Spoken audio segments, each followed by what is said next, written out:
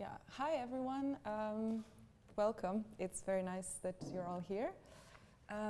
So we're here at the third BAL conference, and before us today are four really interesting talks. We are going to introduce each of them and tell you more about the speakers. But first we thought it would be nice to introduce the BAL conference in general, what we do and what the themes are that we're concerned with. So BAL is really a collaborative project, a transdisciplinary project. It's its third year this year, as I've mentioned, and it's really concerned with art and culture from the Baltics to the Balkans, or in the Baltics and the Balkans. Its framework encompasses lots of different formats, from residencies to publications to conferences, exhibitions, screenings and so on, and a lot of that you can see this year happening as well. So really what BAL is concerned with is inviting different people who work in the field of art and culture to kind of connect to each other and to offer their perspectives, their different perspectives on a common theme. This theme is queer and feminist perspectives. It has been for all of the BAL editions, but each year the focus of BAL is on something different, and this year that was language. So this positioning, this geographic positioning is pretty specific to BAL, the Balkans and the Baltics, and the idea of kind of talking about these two regions is really to dismantle or question this narrative of the East and the West, the South and the North, trying to maybe put in focus what is usually referred to as peripheries of Europe, and talk about different perspectives. So the topic, as I mentioned, is the notion of language. And this year, this notion of language has encompassed both what we will be talking about here today, as well as the exhibition in Improper walls, which you can still see until mid-November. The exhibition is called Repeated Words Lose Their Meanings, and it presents works by four different artists. So this idea of language came to us as an interesting topic to explore further, both since the Baltics and the Balkans are all non-English speaking countries that usually, especially in this Viennese community where we are now, for example, find themselves in situations where their language is not easily understood and is not usually spoken, it's not widely spoken. And trying to see how language is actually influencing the way we think, is influencing our ideology or state ideology. And as we can see with what's currently happening in Austria, for example, in the political sphere, language can have a huge impact on how we understand society and even what's happening in politics. So we're going to look at different perspectives today, but before we do that, we will also introduce the BAL publication. This has now been published for the second year, and I'll let you, Aida, explain a bit more. Thank you. So yes, like Hana said, this is the third BAL conference and the second BAL publication. The intention of this publication is to encompass what the topic and the content of the conference is, but to expand on it as well.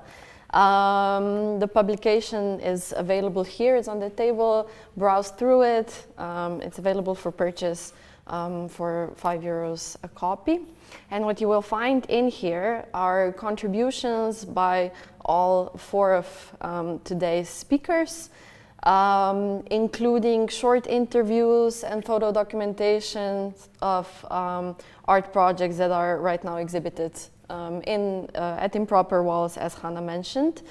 So the publication expands on the same topic of language, so it goes under the same title, Repeated words lose their meaning.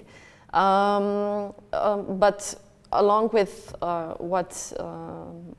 along with the content of the conference, we expanded it to include other contributions as well. So what you will find is in here also are 3 interviews with 3 visual artists from Lithuania, from Serbia, and from Slovenia. So those are 3 artists who are in different ways also touching upon the subject of language and how and what exactly can be expressed in words or cannot be expressed in words, or in what way different ideas and different notions can be articulated.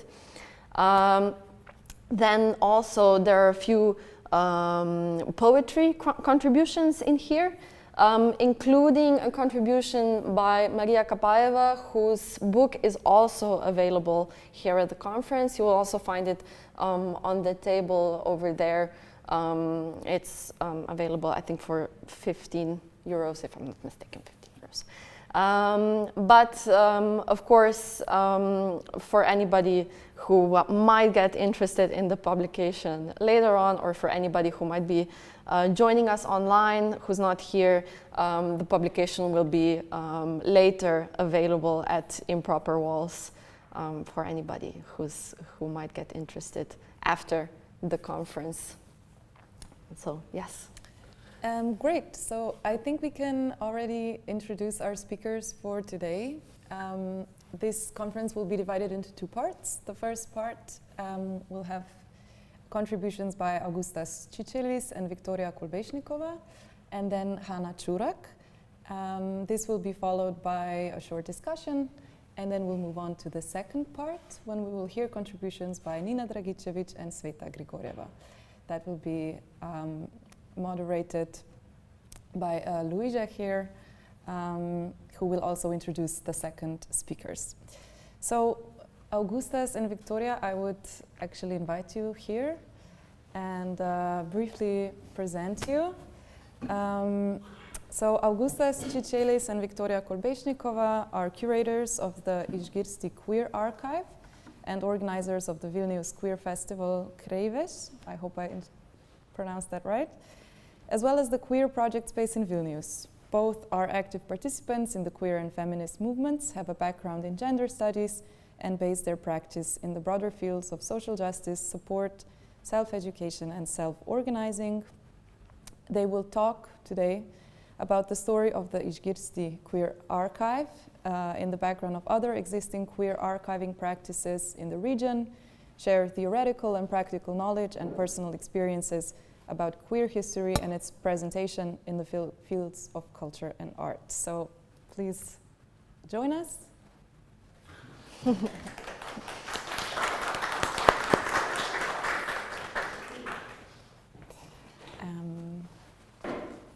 Are you okay to do the videos?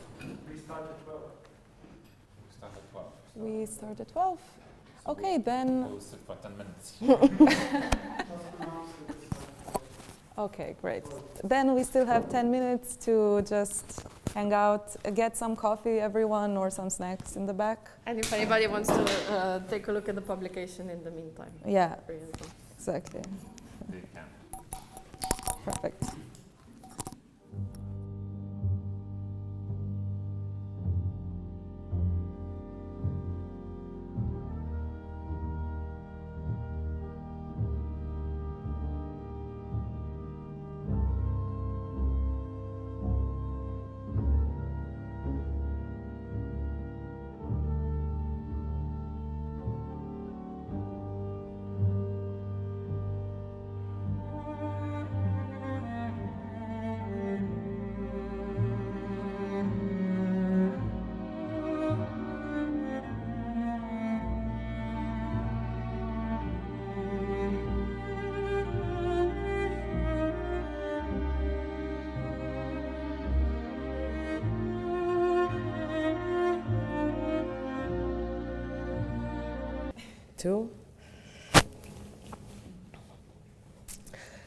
Hello, everyone, and thank you very much for the invitation. We're excited to be here, and thank you for the introduction. And we will continue with introduction. First of all, maybe it's important to translate the organization we are coming from. So išgirsti or išgirsti, it doesn't matter how you will pronounce it, because it has two different meanings depending on where you put the stress on. So išgirsti would mean those who are hurt, and išgirsti, to hear. So it's this double play, and it's a broader umbrella of different activities of our organization. Today we will talk more about the Queer Archive initiative, but also išgirsti encompasses Queer Festival Kreivės. We just had 11th edition in September. It mostly focuses on queer cinema, but also we organize queer party, queer readings, and usually we introduce queer magazine that we will talk a bit more later. Yeah, so the Kreivės Vilnius Queer Festival is also, we say that it's a space, actually. So for us it's important with all our initiatives to create this safe space, or safer space, I don't know. But yeah, safe space as a concept for queer community to meet, to share, to get support, to find friends, to connect, and so on. So the cultural stuff we do, the main thing is actually connecting through culture. So the cultural things, yeah, not culture on itself, but culture as a social factor, as a connecting factor, as a socializing space as well. So Kreivės, so we try different concepts. It's once a year as a festival, but for a few days. But usually we have events throughout the year. So different things, parties, screenings. Also not only in Vilnius, in Kaunas now as well, for a few years. But the initiatives actually, like the umbrella išgirsti became an umbrella quite recently. Before, the organization was called differently, so we had two directions. So one was išgirsti, the other one was Vilnius Queer Festival Kreivės. And then these two initiatives started coinciding a lot of, and then for us it was like, which one we should choose, whether it's like, is it a festival, is it more like a festival, or is it more like a, so like, I know, space or other, like išgirsti, like archive and stuff. So it's like, so it became a matter of choice. So basically išgirsti became a larger umbrella at that point, but the organization exists for 20 years already. In the beginning it wasn't solely queer. It became queer in 2014, so it's 11 years now. But yeah, but it was created as a peer educational network. So talk about sexuality, about human rights. But then it became, we made it queer, more queer at some point. So that's more of a history, but like we can confirm that the introduction was right.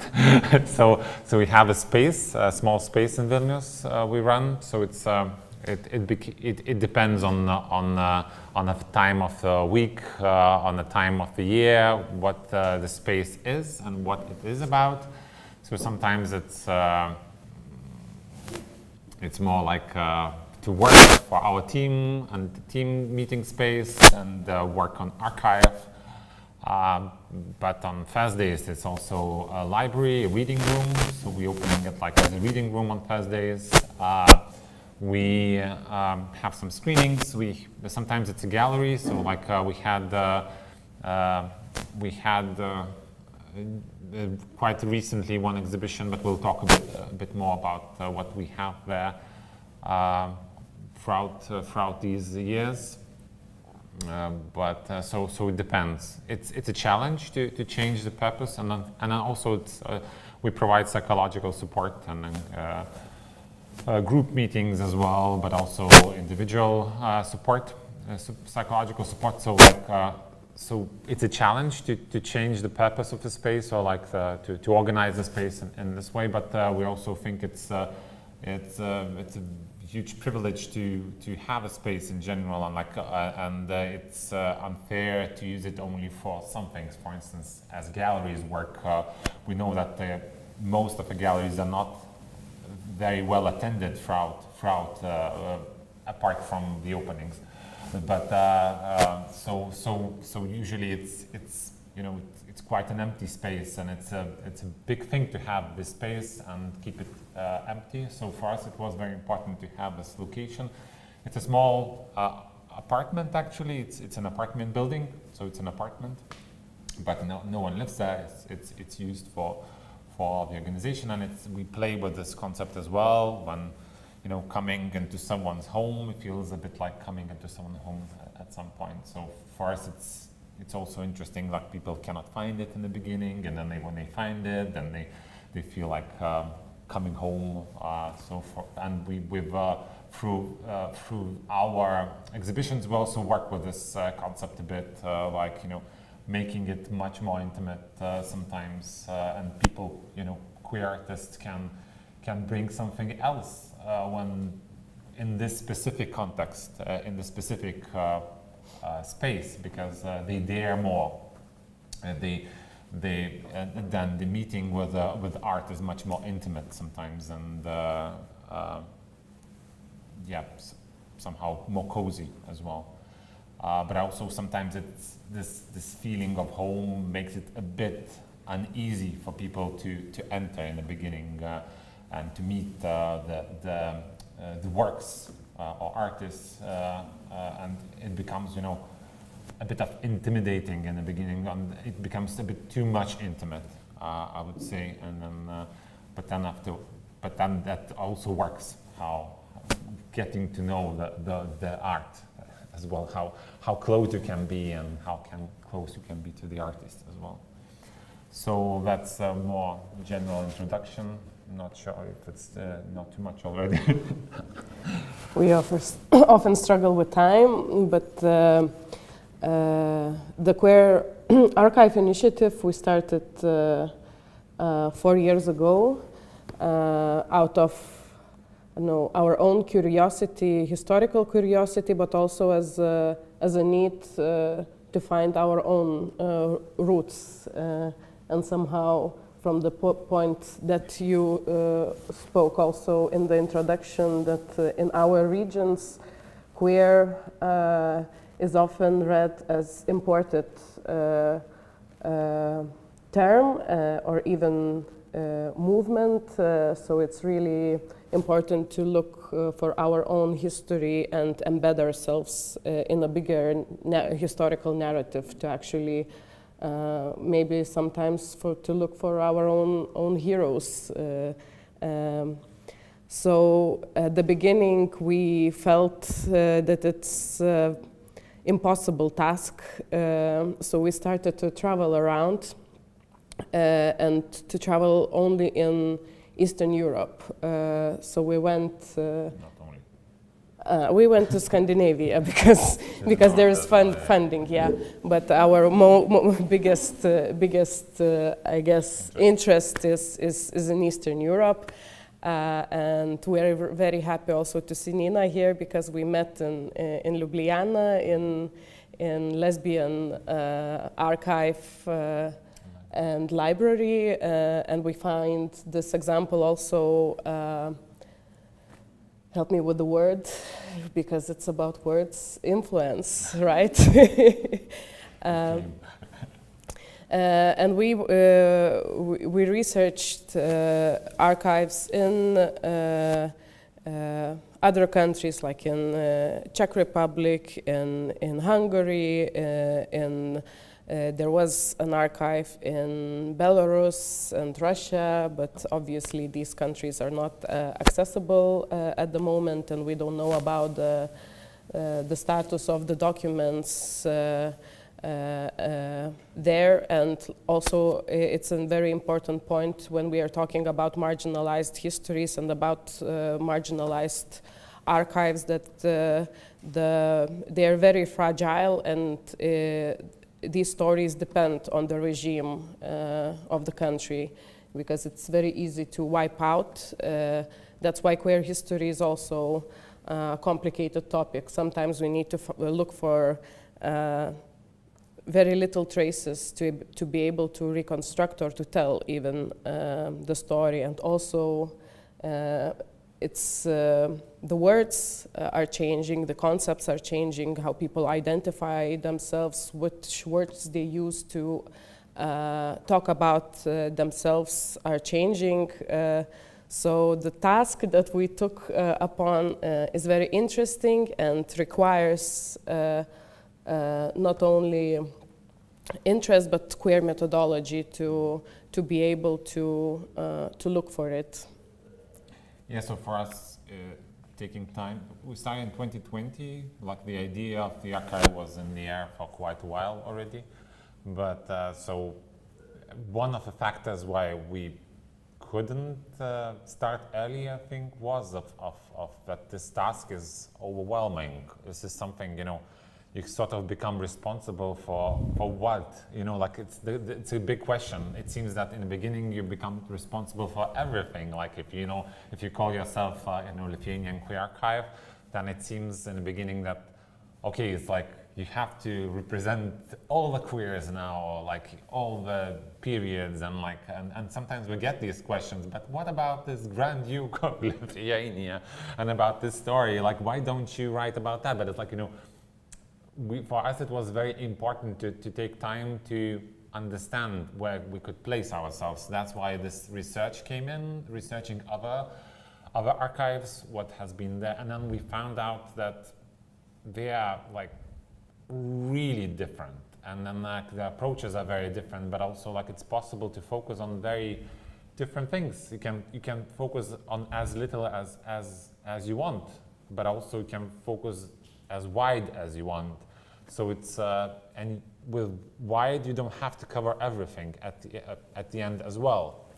So for instance, this also traveling north helped us to understand how specific the archive can be. So there are these initiatives which are you know, Rosa Bruce, for instance, archive, which is focusing on queer sound. So it's just the sound archive, queer sound archive, or SAKMI, which is archive of Swedish queer moving images. So like it's anything which is moving image and queer with queer theme. So it's and Swedish.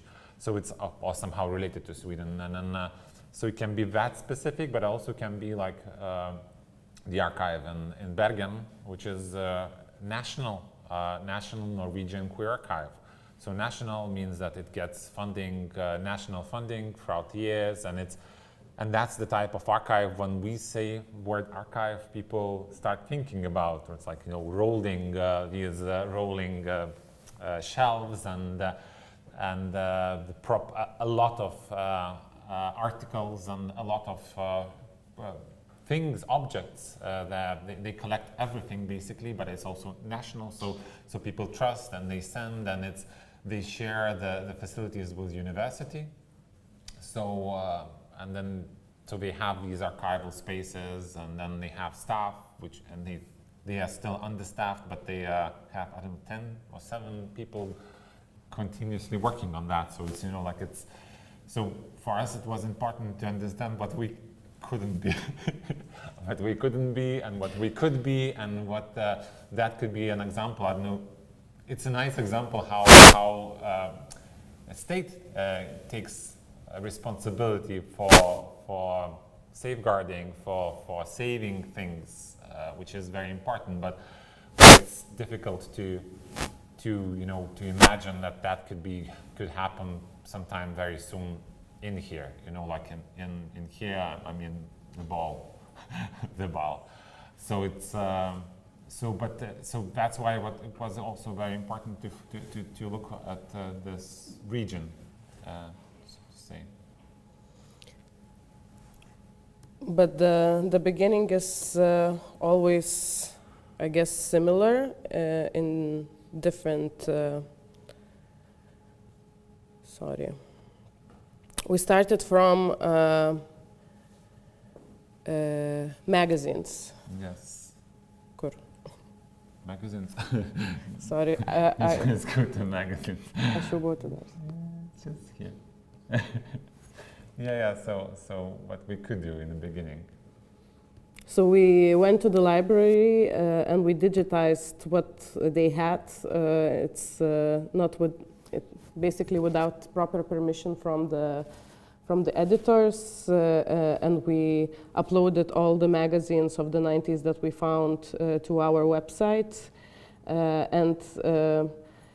With queer topics, it's always a bit complicated, and we received a bit of resistance from other LGBT organizations because there is a growing interest in such topics, and for them it's a treasure that can be bought, and not everyone wants to put them online.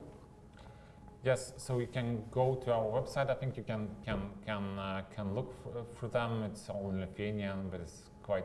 So there are PDFs as well. And then who needs a higher resolution also can send them in cooperation. But and then there is also video about this interview, and then how. So it coincided a bit for us. Like we also had this interview with main editor of the magazine, which was very difficult to find as well because he sort of disappeared from the arena. Yeah. Because to be open in the 90s was a bit too complicated. A lot of people afterwards went back to the closet, and they don't want to do anything with public anymore. It was a time where people felt that the freedom is here and they can become very open, but it was not the case. So we have these magazines, but also for us as an archive, it was very important to take back. One of the tasks we put ourselves in is to take back culture, to take back queer culture, to make it queer or to frame it queer, which is important for us. Sometimes we get discussions, how do you know that someone is queer, but it's for us it's not the main thing that how this person identified themselves at that time, if the person is not alive anymore, but it's like how queer community can relate to the person if they can find this anchor in production, cultural production, or in the person. And if it's important for someone to associate themselves with this particular artist, for instance, some personality, it's enough on itself as well. But for instance, we know about some people, some facts, but we don't know how they identify themselves particularly sometimes, but we know that some of the practices or some of lifestyle, whatever, or how they participated in some things, they make them queer for us. So one of the things we started in the beginning was also this Virginijų exhibition, and it was very important for us to have it in our space as well. So sometimes we get sometimes a question, so you didn't get this larger space to exhibit something, but for us it's not the case. Like we don't want it to be exhibited somewhere else. We want to bring it home, we want to bring it to our home, and then so for us it's important to make these exhibitions quite intimate, and then to bring these artists, to us and to community, to bring them back to the community. So it's so we have this exhibition of Virginijus Šonta. Virginijus Šonta is this photographer who was killed in 1992. He was killed just after the independence, and then one of the things we faced with this organizing this exhibition was to whom his works belonged to, because he was married, he had a daughter, and then all the things, all the artwork now belongs to them. So we inherited the artwork.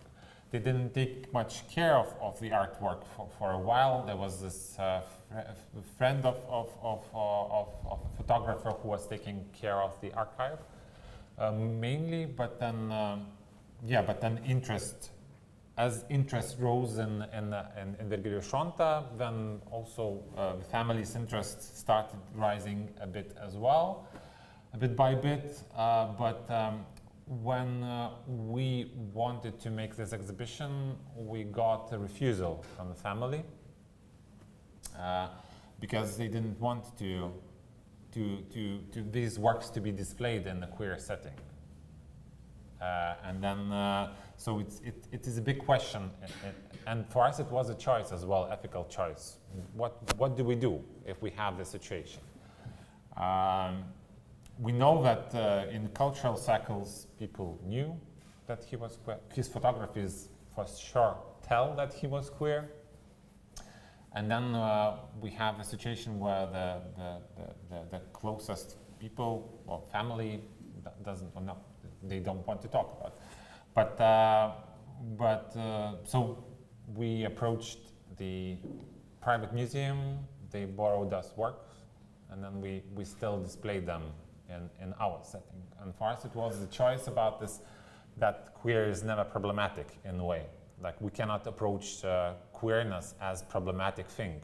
For us it's not the point which we want to approach anything queer.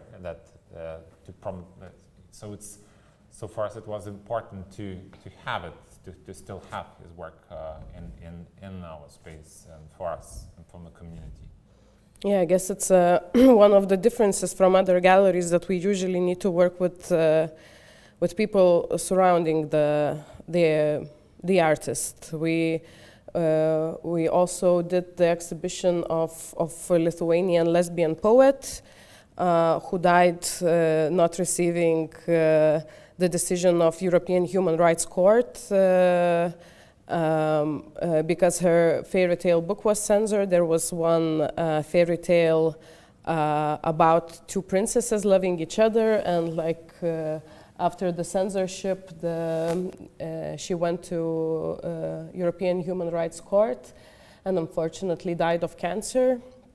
And when we organized the exhibition, I remember the weekend when Augustas is writing to me, her best friend is approaching us and her mother is alive.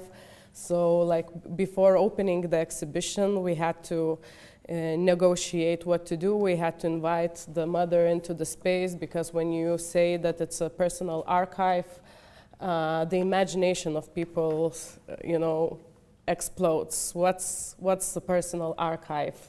Will we put, diaries on the walls, and what's the ethical approach, especially in these topics,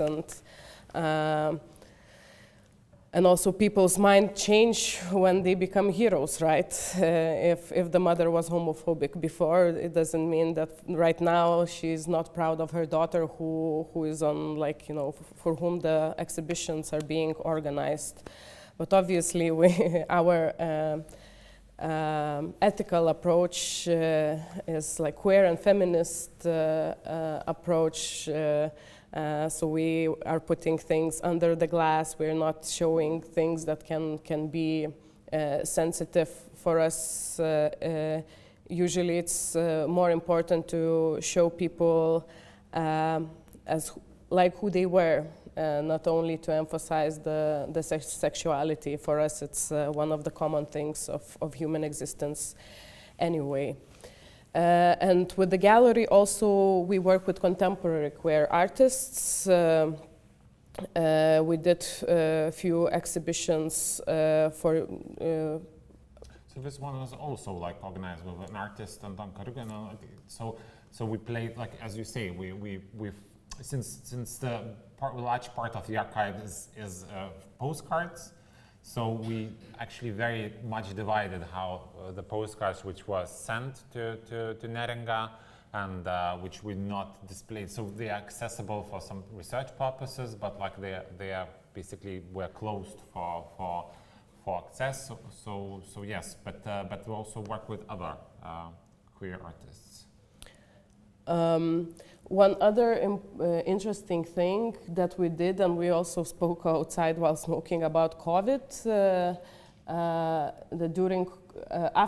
just after the COVID, during Queer Feminist Festival, we went interviewing people.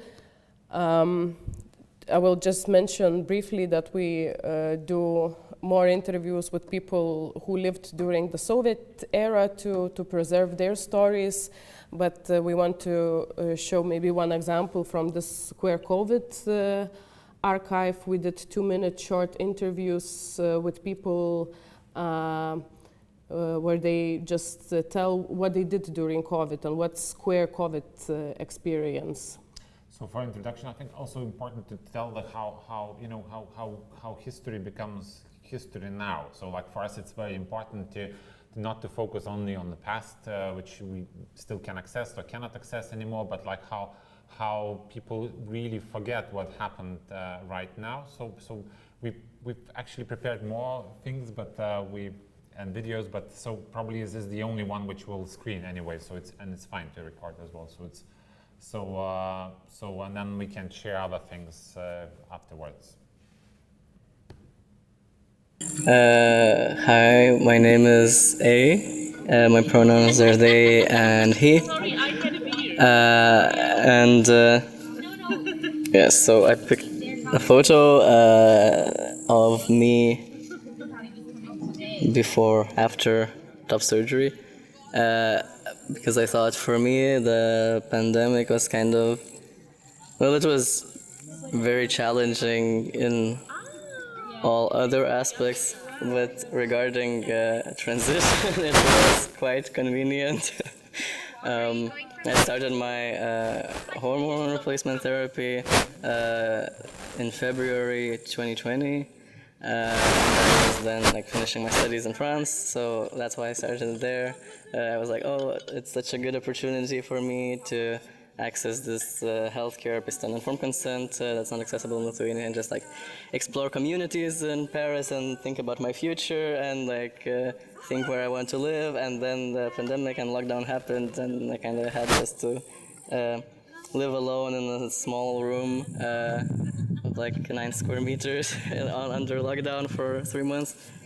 And then I had to go back to Lithuania, but it was quite nice actually to be alone and like notice all the changes like of the hormones, and like just be with myself and not have to go through this I don't know, not to experience like I don't know, transphobia because you don't face people so much.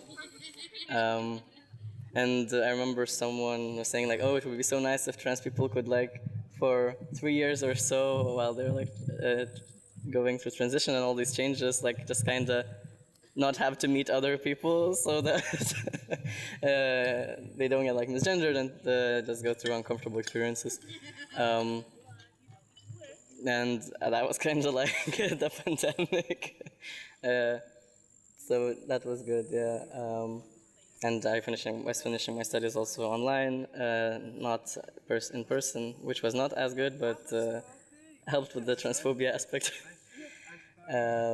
Yeah, and then I had top surgery already when I was in Lithuania, and I had to well, for a while, like, had a hard time moving, and so, but also the pandemic was a good reason, for example, not to meet my parents for that time period. And I met them like a few weeks after, but I still haven't told them that I had like top surgery and that I am on hormones. But also it's like, I don't know, like private information.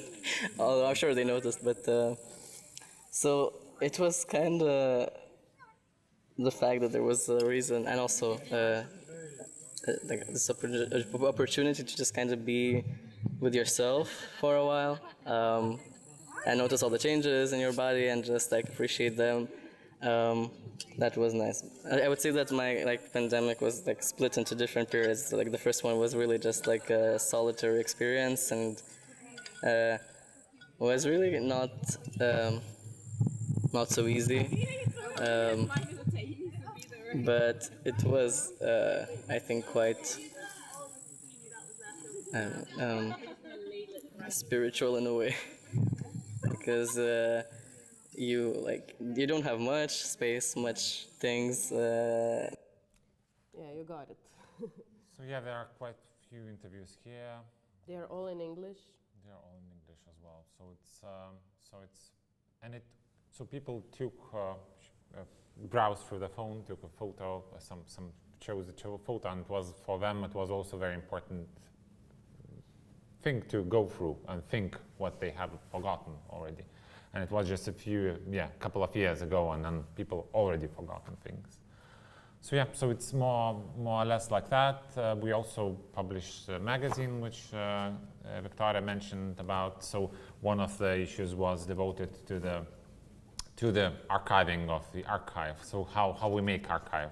So we a bit archived what we did in the beginning. So it's also exhibition, but also there is this interview with Natasha, and then other stuff. So and we published this magazine to 100 copies, 200 numbered copies, and for us it's important to keep it only in 200 copies, so it wouldn't become trash. And people would be something precious for people to share. And then we encouraged Sappho Fest. This is outside the queer feminist festival, to archive themselves. So we published a publication about that.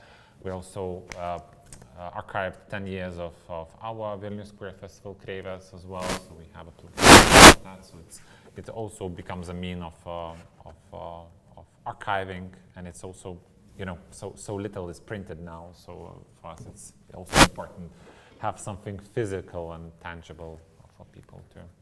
So this is more or less like that. It's more than less. We still have some time for discussion afterwards. So thanks.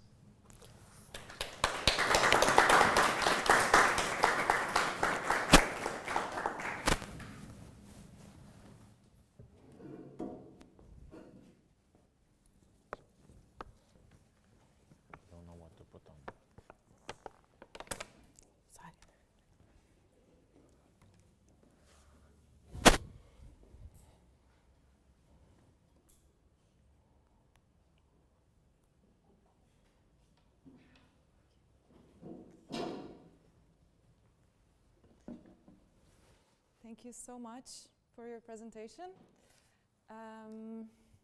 We continue. We talk later, of course, also at the discussion, and really encourage everyone here to have some questions of their own, which would be great. And before we do that, we have another talk by Hana Ćurak. So I will just briefly introduce Hana as well. Hana is a researcher, writer, and producer. Her eclectic experience involves work in strategic communication, visual arts production, project management, and advocacy in Germany and Bosnia and Herzegovina. She's a founder of Sve su to vještice.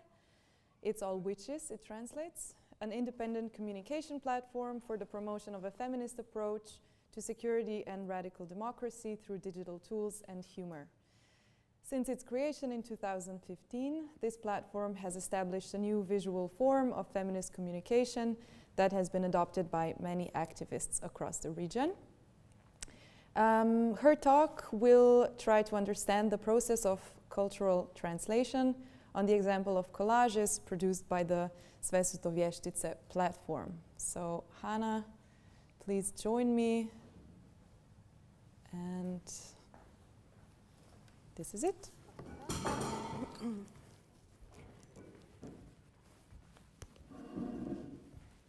Thank you, Hana. Hi, everyone.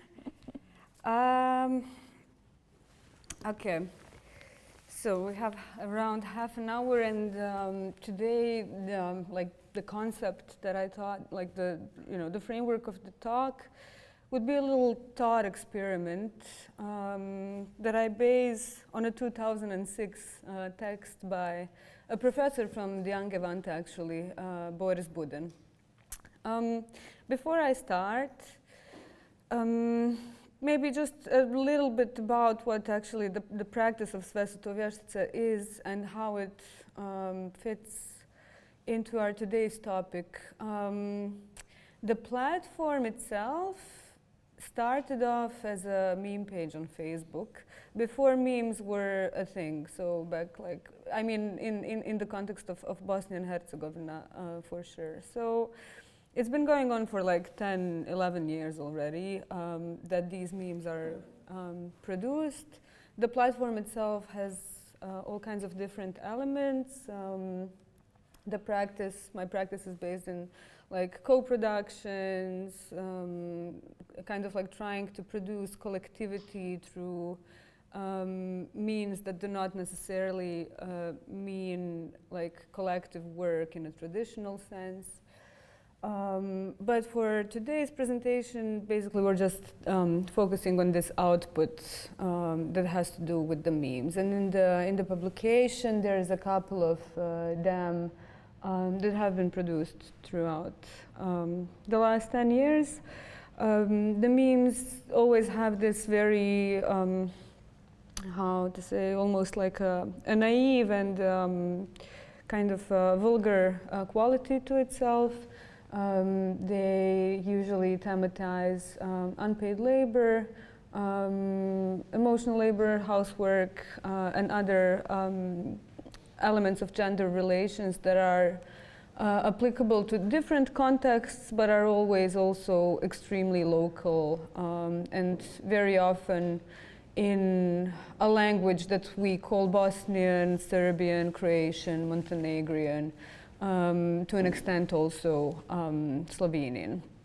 So in the publication, also this little text that was written by vještice, by the platform, by this made-up collectivity, the collective body of Sve su to vještice, it talks a little bit about this, and it introduces the ways that the language is understood in the platform. So the memes are understandable to people who speak these languages, this one common language of former Yugoslavia that is more cultural than it is based in words and meaning. And today, and often when I try to talk about the practice in English or in German, it gets very tricky because we don't want to fall into trying to explain our culture, and specifically not because the memes themselves just take out idioms that are patriarchal or chauvinist in nature, and therefore just translating them and trying to translate what the humoristic element of it also is in any other language would mean almost like a recolonizing process of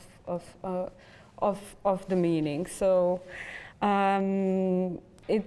today this is a thought experiment, but it's also kind of like a common exercise where I try to, from the departure point that is in the publication, I try to kind of open our thinking on where translation is actually located.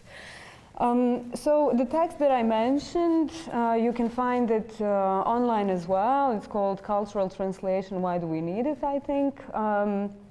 as I said, Boris Budin. And when I was Googling, another gimmick that I maybe should open with, when I was Googling the text, because I forgot the title, so I was like typing in Boris Budin, cultural translation, and then Google Translate showed up, and he translated his name as Keep Awake. And now, if you know Boris Budin, and if you know him, the way that he talks and the way that, like, what he's all about, it's kind of like, yeah, it definitely stands for something, this wrong translation that Google Translate imagined. And I sent it to him, and he was very delighted by this kind of compliment. But anyways, what he says in the text, and what I take today as the prompt for our thought experiment, is this quote. So neither the original nor the translation, neither the language of the original nor the language of the translation are fixed and persisting categories. They don't have essential quality and are constantly transformed in space and time. And exactly this little intervention by Google Translate kind of like illustrates what Budin is saying in this text. On many levels, this translation in itself doesn't mean much, but if you know the person, it starts meaning something. And also then we can add this element of that it's completely like a fault translation. It doesn't actually exist in the language, but it does exist in relation to the person somehow. So kind of all of that is very interesting. And this is where we, I guess, enter semantic chaos in a way, because that's where the practice that I have is based. And to be able to talk about what Budin is talking about in this text,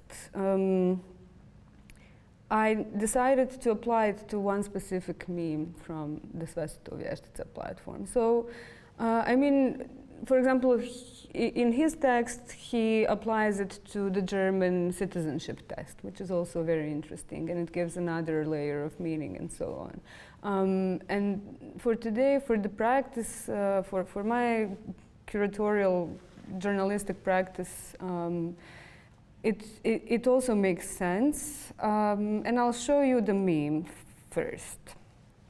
So you have it now in this language that is the common language of the Yugoslav area. You have it in English and in German, so I'm sure everybody will find at least one that they understand.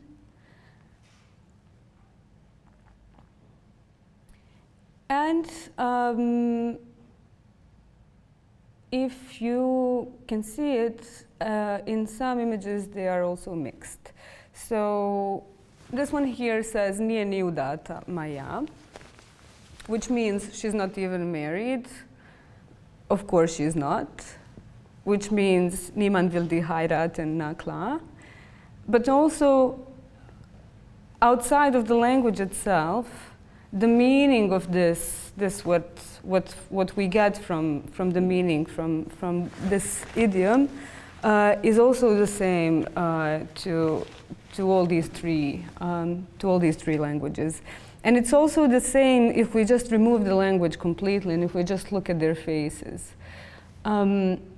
So back to the practice of Sveta Vještice, which kind of like presents itself as a feminist platform.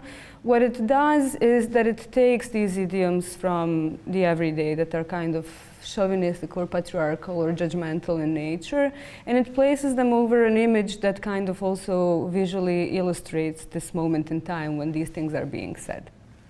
And here we have that to the audiences that consume this content online. This is perceived as humoristic. And this is frequently so in the context of Bosnian because it touches into a deeply personal experience. So what the audiences get from it, why this is funny to them is because most of the time it has either happened to them or they have been saying this.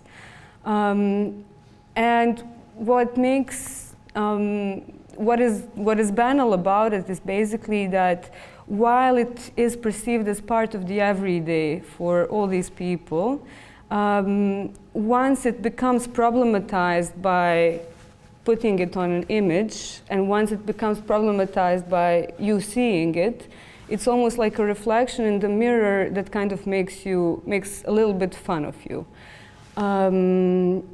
And while it's very difficult to explain, or know why it's funny to people, like why things are funny to people, this is the closest I can get to kind of trying to culturally translate why there's a humoristic element to it. Now, if we translate this from the languages, from Bosnian, from the languages of the former Yugoslavia, if we translate it to English directly, it doesn't make much sense. And if we translate it to German as well, it doesn't function as such. So we have to play around a little bit with the language in order for it to actually function in those contexts as well. And sometimes some sayings, some idioms, some images from the reality of the everyday, from the culture where the page is based from, they don't make sense in other languages.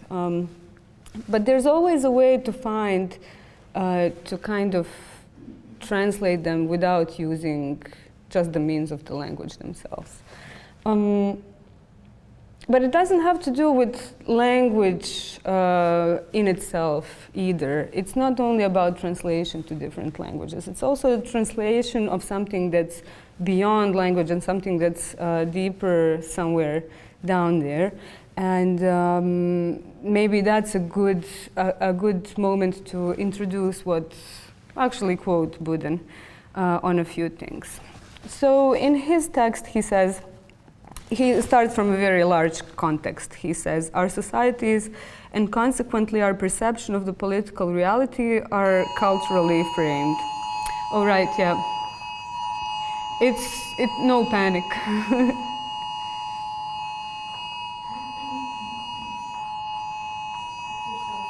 Yeah, it's like this alert. Yeah, test alert, yeah. Might take a while.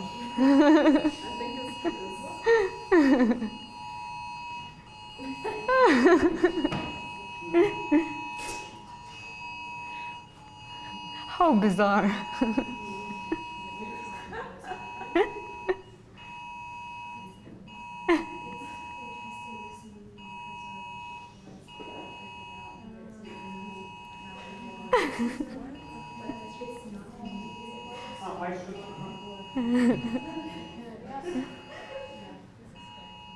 Just one more, maybe.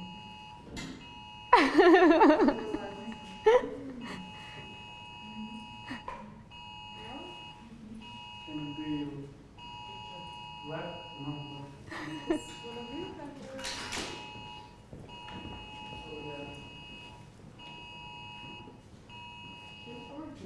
There's probably no way to.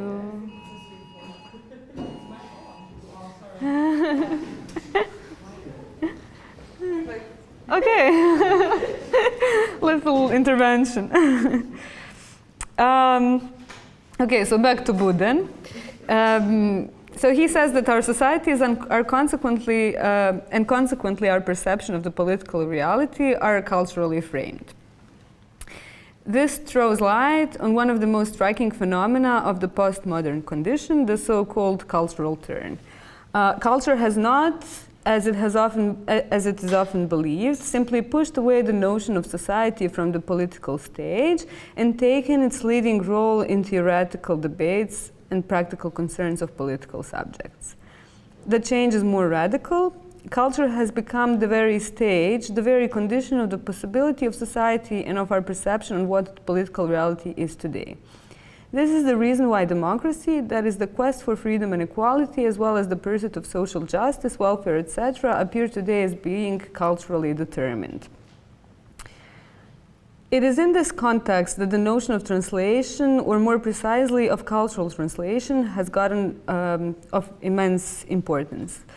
For it can be applied on both sides of the contradiction between essentialist and constructivist understanding of culture.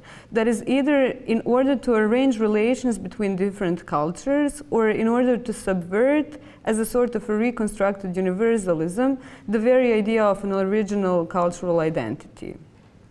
In other words, the concept of cultural translation can be generally understood and applied in service of both contradictory paradigms of postmodern theory and postmodern political visions, multiculturalism and deconstruction.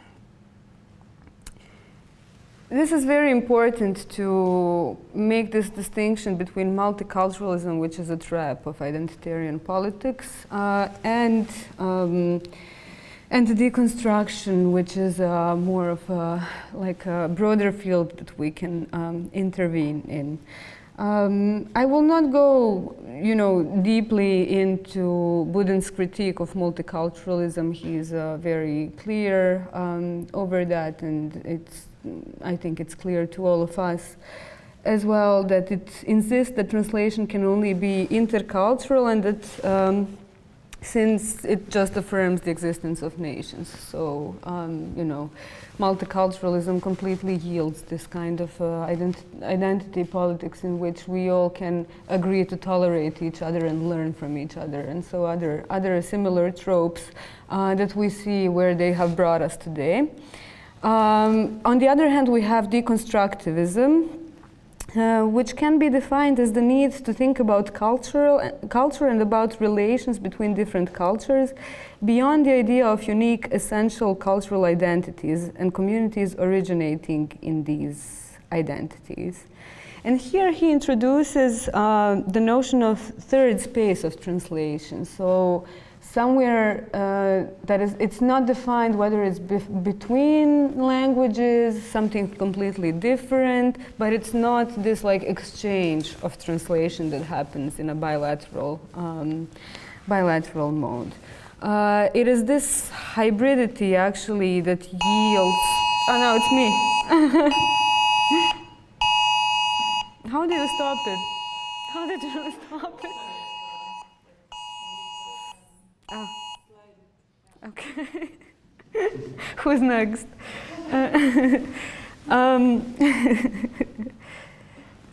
Yeah, so this is this hybrid space where we find each other is a way to kind of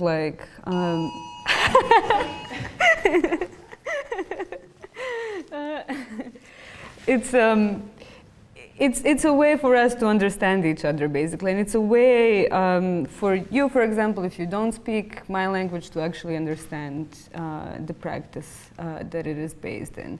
And this is kind of what I also try to do in the publication, where I wouldn't provide you with the direct translation of the meme, but we kind of try to contextualize it in a way that's, I believe, familiar to all of us, because we all have some kind of universal human experience. I'm playing around with more layers of translation, more layers of context, basically. While these two women look as like your, two average judgmental aunties, friends from your most conservative cousin or somebody looking at you. With ideas of what your life should be and should not be, actually, the actual image is of four very famous second wave American feminists on a conference. So it has nothing to do with the context that I put them in, and it can also be read as almost insulting to them. But it doesn't matter. It doesn't matter, because we can always share the information on who these women were and what they were doing, and taking them away from the only context that they knew they exist in doesn't do any harm to them in this way. then also we can also like go even beyond the image and try to problematize it even further. Like when this image, I saw it first time in Vogue, I think, and it's all over the internet as well. And it's always like this woman, this woman, this woman, and this woman at this conference. But who is the lady behind them who's like peeking over Gloria Steinem's shoulder? Like she's never mentioned in the description of the image, and she is obviously here. So with that question also, we kind of like, you know, like this interpretation of culture through language, interpretation of a moment through language. It's all kind of up there for discussion. And then to kind of like finish the talk before I give you two more examples that are very different from this one, I'll quote a little bit of Buden's text a bit more. So we stopped at opening this hybrid space of translation, which doesn't come from multiculturalism, but comes from this deconstructivist way of thinking. And what Buden does at this point, he like dwells a little bit about the third space and hybridity, and then he quotes Judith Butler, who also talks about these things. And Butler says, or Buden interprets that she says, for Butler, the fact that no culture can claim universal validity does not mean that there is nothing universal in the way we experience our world today. The universality, she means, has also become the problem of cross-cultural translation. It is an effect of exclusion and inclusion processes. Butler's formula is, universality can be articulated only in response to its own excluded outside. What has been excluded from the existing concept of universality puts this concept from its own outside under pressure, for it wants to be accepted and included into the concept. However, this couldn't happen unless the concept itself has changed as far as necessary to include the excluded. This pressure finally leads to a re-articulation of the existing concept of universality. This process by which the excluded within the universality is readmitted into the term is what Butler calls translation. Cultural translation, as a return of the excluded, is the only promoter of today's democracy. It pushes its limits, brings about social change, and opens new spaces of emancipation. It does so through the subversive practices which change everyday social relations. And so with that said, I will just kind of like go back to a more local context of the platform and in the ways that I kind of also think about including, excluding, creating this kind of collectivity that exists more ephemerally than in an institution itself. And it's the example of this meme, for example, which is also, I mean, it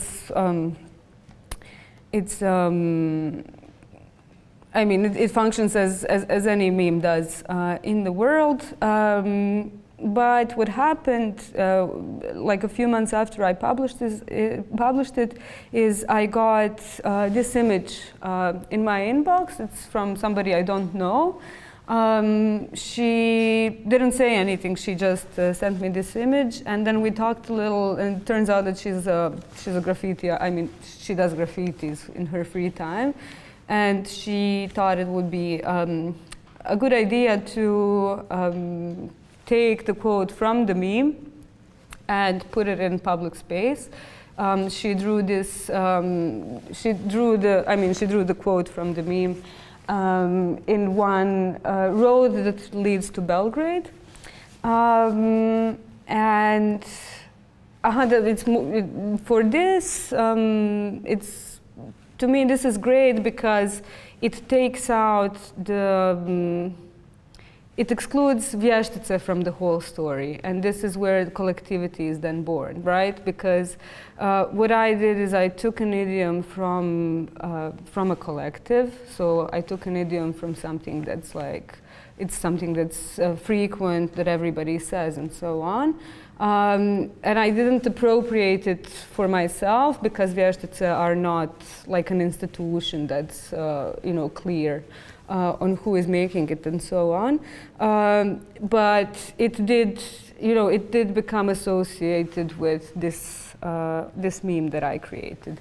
And then this creator taking it away from this visual context of my meme and putting it back into public space is doing what I actually try to do with the meme itself. So trying to using this specific affect mechanism pointing to a specific problem in society, which in this context is this guilt that women feel or are expected to feel by working and not spending time with their children.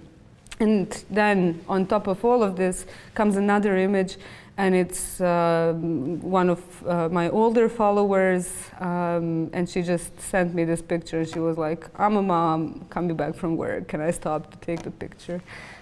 So that kind of completes the cycle, and the way in which culture and language kind of move. But then also to leave everything open and this thought experiment open before I wrap up, there's some memes or some idioms that I say or imagine that once translated into any other language just kind of flop. And this is one of the examples of that. And I'll leave it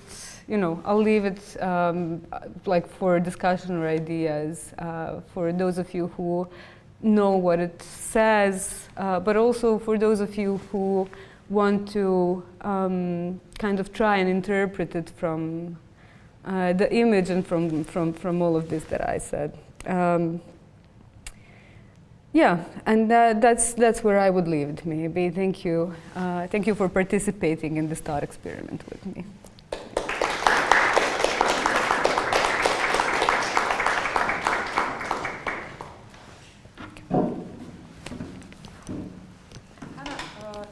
Should I stay? Okay. Actually, I would ask you guys to join us.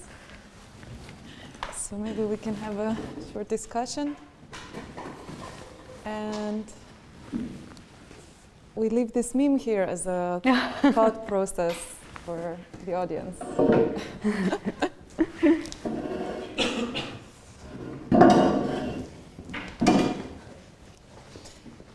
So first of all, thank you all for the really interesting talks and the perspectives that you bring to this conference.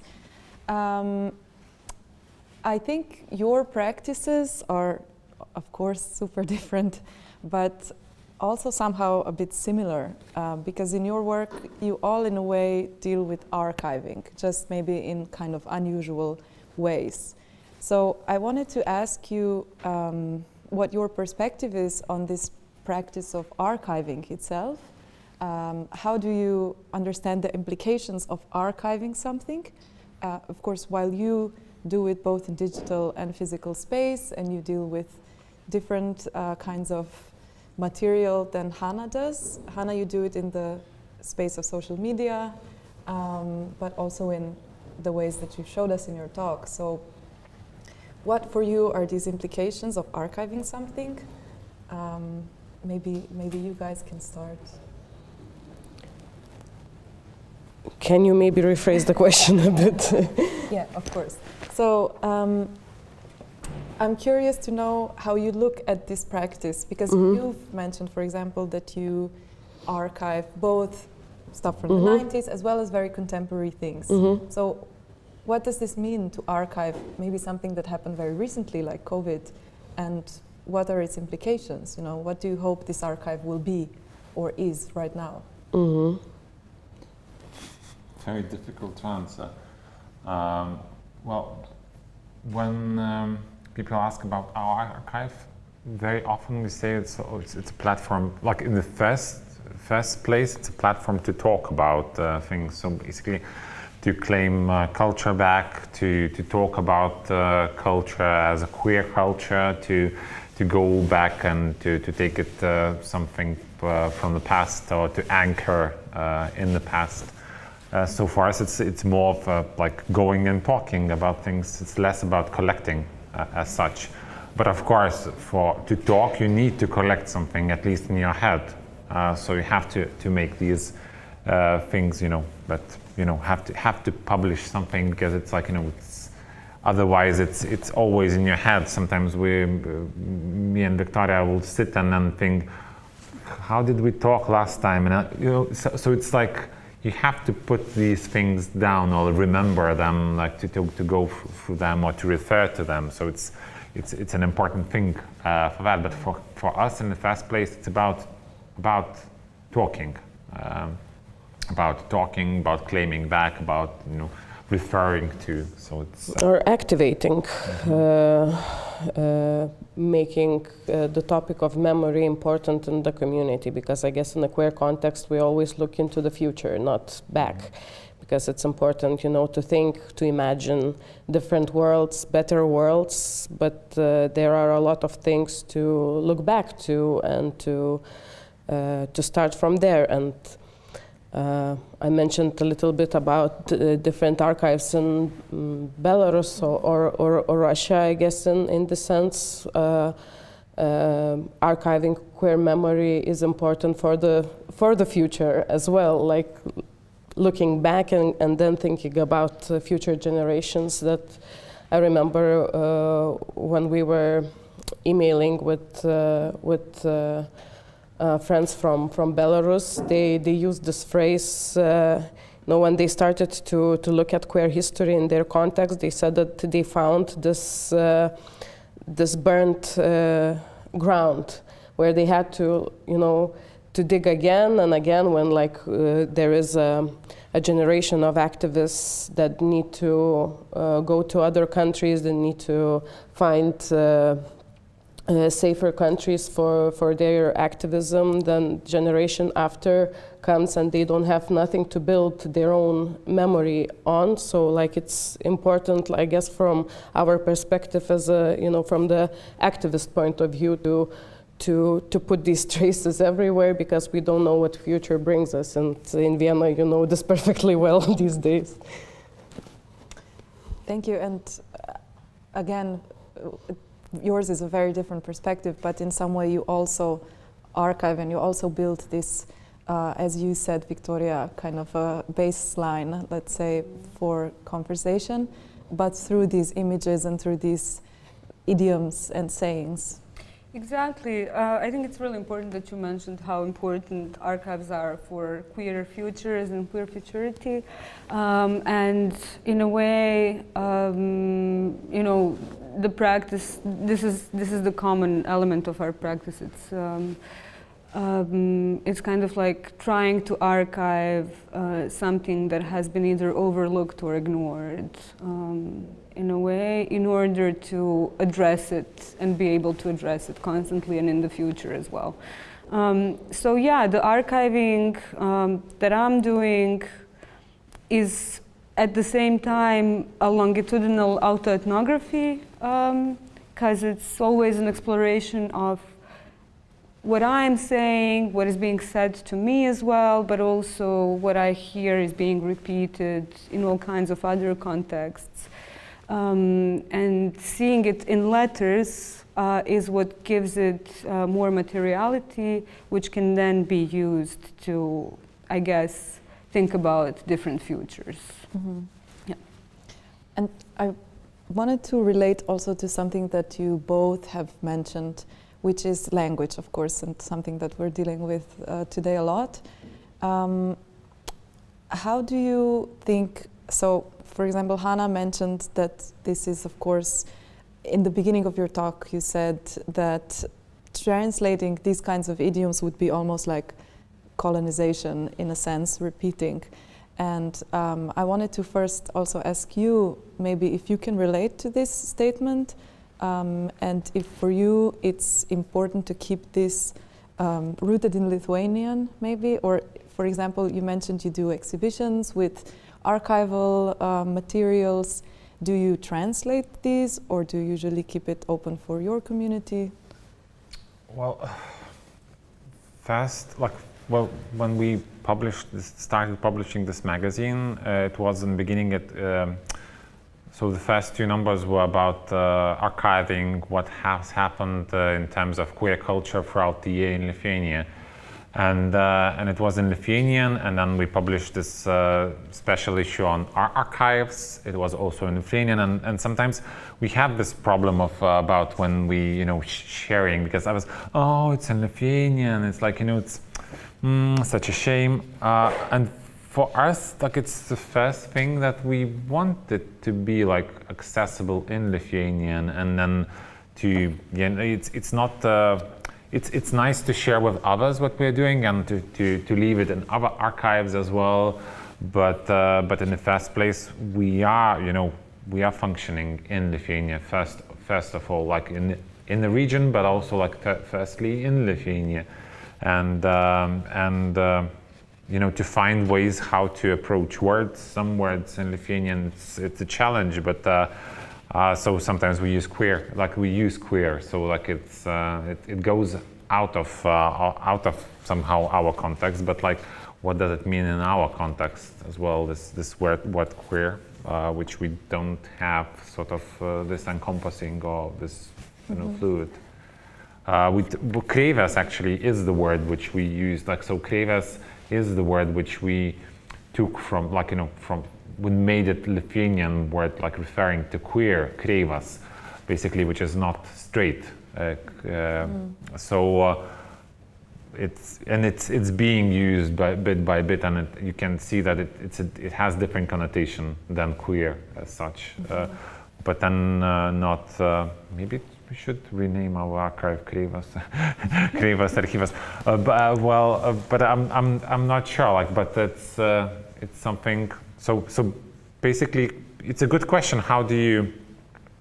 It's a question for me. It's a good question that it's how do you refer to more universal things, but stay in your local context, and especially also with magazines and with stuff we're doing. So firstly, we do it in Lithuanian actually, but sometimes we, for instance, with this COVID archive, we did it in English because it was. We shared the content with others, so like it was a common. So we decided together to do it with other organizations. So like so we shared the content with others. So we had to know how we had to be able to share it. Sometimes we have to do it, I guess. But. Yeah, maybe I will just add one sentence that. In a way, we're making the translation when we are taking some artists and we are showing them only from queer side. So we're translating into queer, I guess, commonly known big names who had, different triggering gender expression or sexuality. So in a way, queering is translating. Yeah, for instance, like this photo of Sveta Grigorjeva, for us, it is about, I don't know, association is with cruising for us. Like it's first one who has been documenting cruising for us. We don't know how it was, but so sort of we are translating it, but like yeah, as you say, it's already some sort of play with the context and with translations. And yeah, so it's. That's really interesting. I think you could also say that for the language of memes, no? That it's in a way already translating it into another sort of visual or Instagram language or something. Absolutely. I guess language itself is just one of the ways to translate.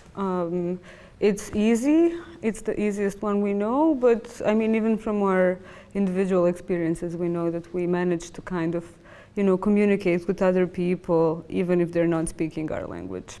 And I guess memes, in a way, do that. I mean, through a bad image and through a lot of layers of cultural context, but also through universality that they have. And this is also interesting to me, this concept of language and what we were talking about now, because you all don't just work in your local context, right? But also abroad and internationally. And I was curious if there's a difference for you in your international community or your local community, and if you have some interesting examples of that. Maybe I can start. Definitely. So, not just international and at home, but also discipline-wise. For example, how do I, okay, so Bosnia and Herzegovina, where I was based in for most of my life, is a country where culture and arts, because of its post-colonial condition, culture and arts are extremely associated with the non-governmental sector, which means that there's no national funding for culture and arts. It's all coming from donations and through projects, through NGO sector. And this is the only way to kind of like fund art, which in itself is like a big topic and so on.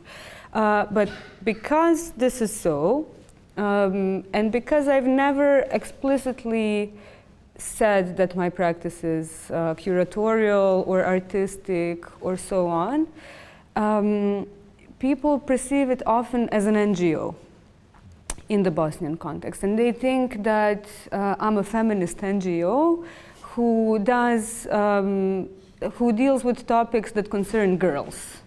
This is one way in which the page is perceived. Then another way in which I, as a young woman, am perceived through the page is that I'm the girl who does social media.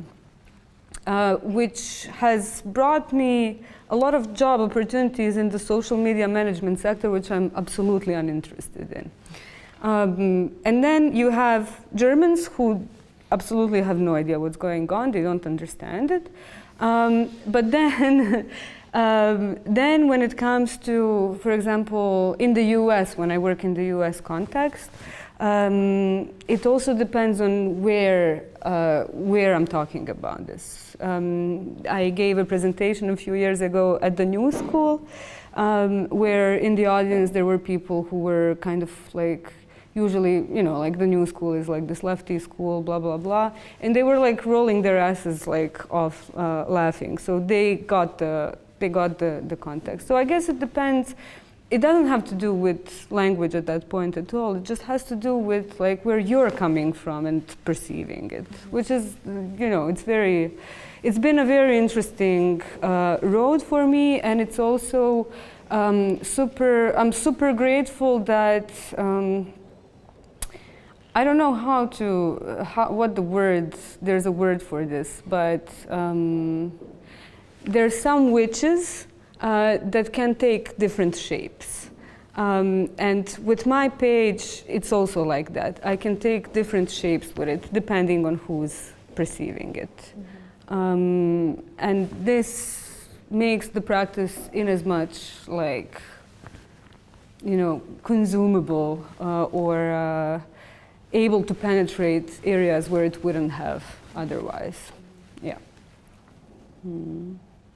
Yeah, I feel like, as you said, in a local context where everyone understands the content, it's perceived as kind of different than abroad, where it's more immediately understood as this kind of cultural or even artistic context. Yes, yeah, exactly, because it's a familiar thing in the West, so to say.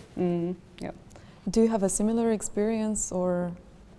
It's similar, and also very similar, but also what at least we spoke about it with Augustas as well, that in past years we felt that for foreign countries, our project sometimes is more interesting than in local, because in local context, like we work with and to queer communities. So like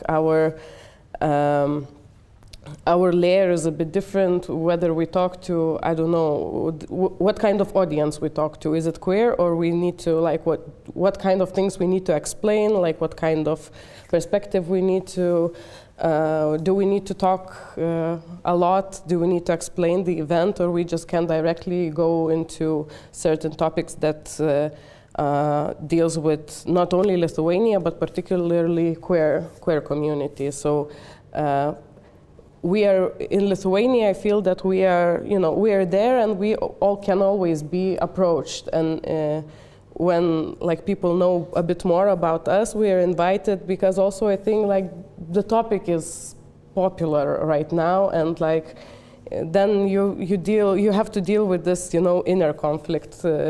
Do you go there because it's hot, do we want to talk to certain audiences or not? Do we want to talk to straight audience in general?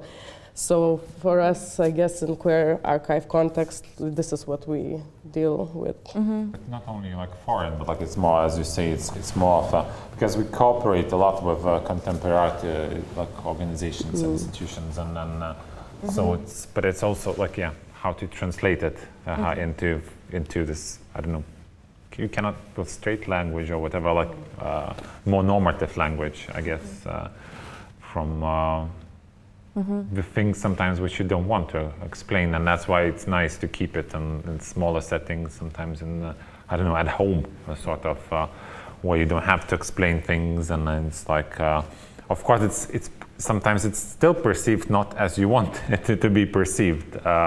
Or for instance, we get less attention from the people which could get, interested, for whom it could be interesting.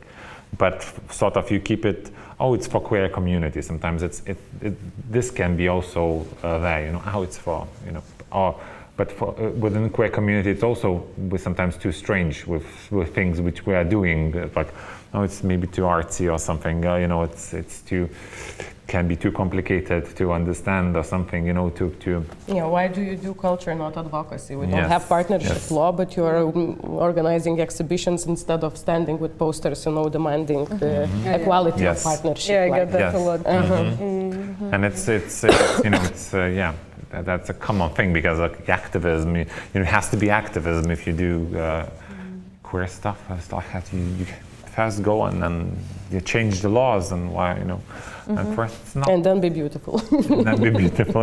And first it's very important to define this smaller, much smaller field where we think we can be important and interesting, which is for us interesting. With festival as well, for 10 years with Vilnius Queer Festival, we tried different things, but like for the last maybe 4 or 5 years, we just settled, no, that's what we want to do. We want it to be interesting for us, and then like, whatever, like it's a curatorial, like more curatorial process, which is interesting for us, and then people will join anyway. Maybe less, maybe some, different people than you would, because in the beginning we tended to do much more, like wider events, invite more organizations, invite these advocacy organizations, and so on and so on. It's like it becomes just immense, and we are like largely underfunded, largely understaffed, and like understaffed. When I say it's like, it's not that we're getting paid or not getting paid a lot. So it's like, it's just no people to do that, It's, and it's, it's, for us it's, and it's, but coming back a bit to your questions, is also that when we come to some countries, for instance, who have a lot of material in their own languages, or languages they know, for them it's just like, it's like, how do you, it's a shame, it's like in this language. But how do we get to, for us, using like DeepL app to translate things is such a common thing. But for people who get this, oh, everything has to be in English or German, and it's like, so it's nothing. Oh, it's too complicated to point, your phone and to read it. It's like, no, it's just like, no, I better leave it. So it's like, Yeah. So, and then we get it quite a lot, and to take this additional effort, which we so used to. We're so used to, like the translated not only from English and German, but like from various languages, and it's, so it's where you are at. Yeah. That's for sure a big similarity of our regions, I feel like, because we're very used to adapting. But I was curious if that was also the reason, and vice versa to you, Hana, if you could think that way for the Baltic region as well. If that was the reason, because you mentioned you were primarily interested in these Eastern European or ex-Yugoslavian states when you were kind of traveling and researching their queer archives. Did you already have this similarity of culture, of thinking in mind? Or why were you interested in this region specifically? Post-socialism. Yeah. It's straightforward answer, I guess. Like, because, experience, more universal experience of the region, and periphery. In between area, which is usually, so Eastern European, whatever studies how they are formed, and it's very relates to that. What is this region? It's just like in between someone. It has a specific experience. So for us, it was important to refer to that, and then so many things can be unexplained. Like taken, it's like, oh, we know that, and then it's like jokes, and also not only jokes, but like many things. These even though, for instance, for us, it Slovenia, for instance, has this different history, much richer history in terms of queer movement, or Poland, where homosexuality was not banned during socialism at all. So it's these things which are, and of course it's different history. Of course they have much more to refer to. Some countries have much more to refer to, but some don't. So and also it's, I guess, a resistance to this monolithization of the region. Like all of us are the same, Eastern Europeans who just come to steal jobs. And I know that that's not necessarily what you researched, this connection, but have you noticed some?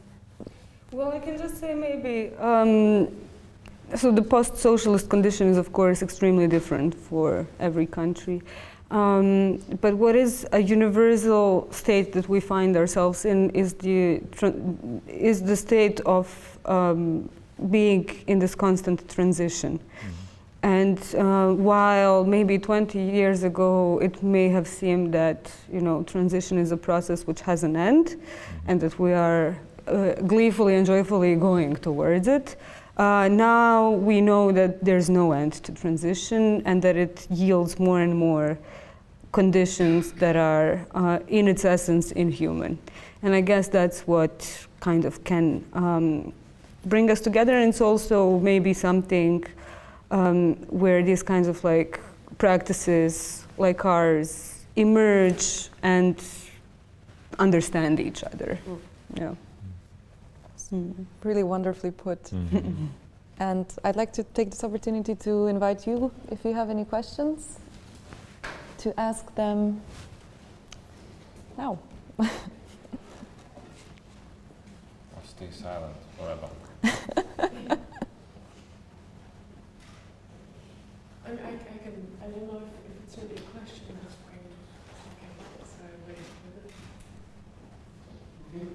Okay, so I spent most of the summer in the Baltics, and I thought it was very interesting that in Riga at the National Art Museum there was the first queer exhibition, and then I went to Vilnius and I saw the sex exhibition at Mo Museum, and also in Latvia now same-sex partnerships are a legal thing, and we have a gay president, but somehow, I don't know, it was like not living in the Baltics anymore. It was like a very pleasant surprise, but then of course it's always, there is some kind of a backlash, and there is a part of society that still treats these topics as imported, and that there is this friction, of course, still in the public sphere. I don't know. I was just thinking that, yeah. How are you thinking about the Baltic region, maybe specifically? Because I don't actually know if there's. I'm from Riga. I don't know if there's any queer archive initiatives, and I don't know. What do you see? Maybe. Yeah, like I don't really know. I don't have a question, I think, but I thought maybe somehow thinking also about this Baltic region as kind of also at a very similar point with these things. I think also in this very cool context that, okay, now it's cool to have exhibitions about queers and sex in nationally funded spaces. Yeah. There are collaborations between Baltic states, definitely, and especially in arts. This exhibition in Mo Museum was curated by 3 curators that each one of them was like from different Baltic country, but there are also more grassroots collaborations. There are a network of queer curators and artists. There are also some initiatives in archiving, but they are a bit different. We met a person in Estonia who is making a queer collection in a little ethnographic museum by himself, just making shelves. He doesn't work there anymore, so I don't know what's the situation with the collection right now. And in Riga, actually, I guess academically, queer history is researched the most. There is this amazing finding of Alexandras Irbe diaries, where like there are like a lot of diaries that were found, and he was living through 3 different regimes. It was like interwar Soviet occupation and independent Latvia, so it's a fascinating thing that Latvia has, and we envy this. But there are like researchers in universities, and recently the issue was published on Baltic queer history that was made in Latvia's university. So. Anyone else, maybe? Okay. Then I would just thank all of you and thank you for the question. We take a short break now, but I would just remind you that also in the publication there's a really nice conversation between Viktorija and Augustas about the Išgirsti archive, and a very nice walkthrough through memes such as this one by Hana Ćurak. So have a look, and we start soon with our second half of the program. Thank you.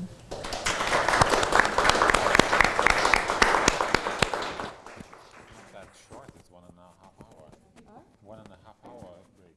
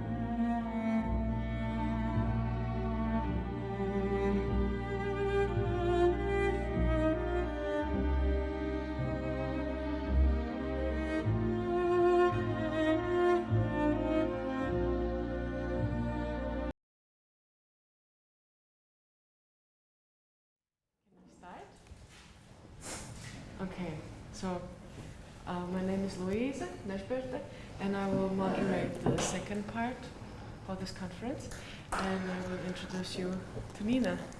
Thank you. Who's sitting right here next to me. So Nina Dragičević is a poet, sound artist, and she holds a PhD in sociology.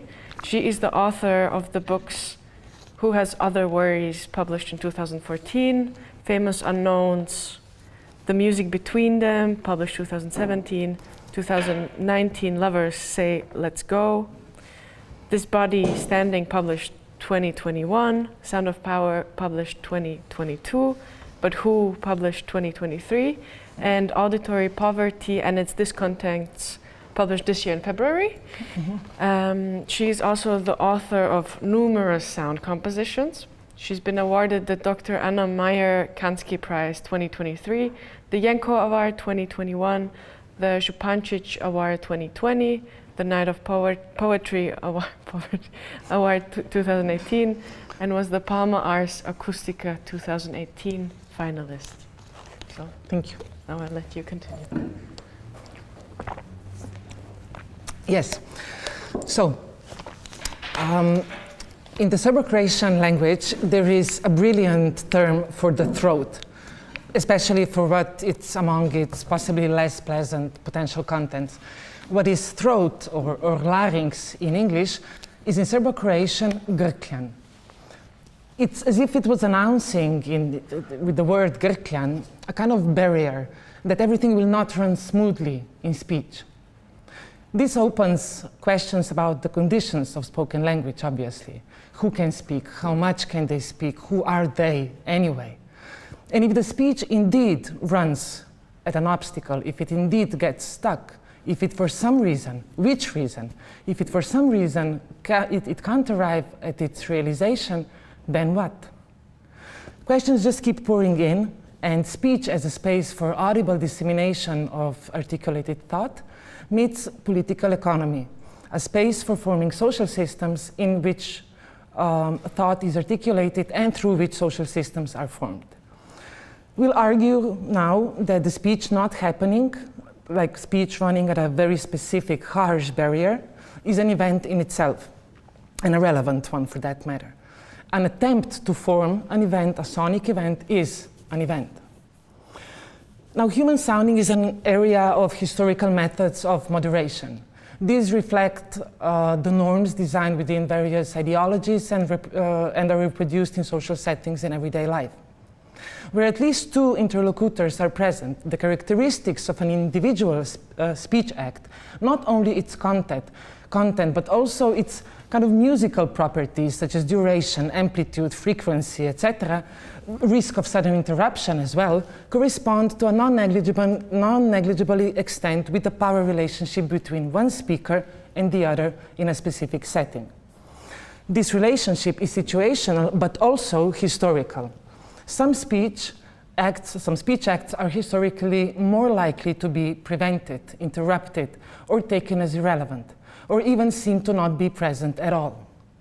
But the urge to moderate speech, but not all speech, is still quite contemporary.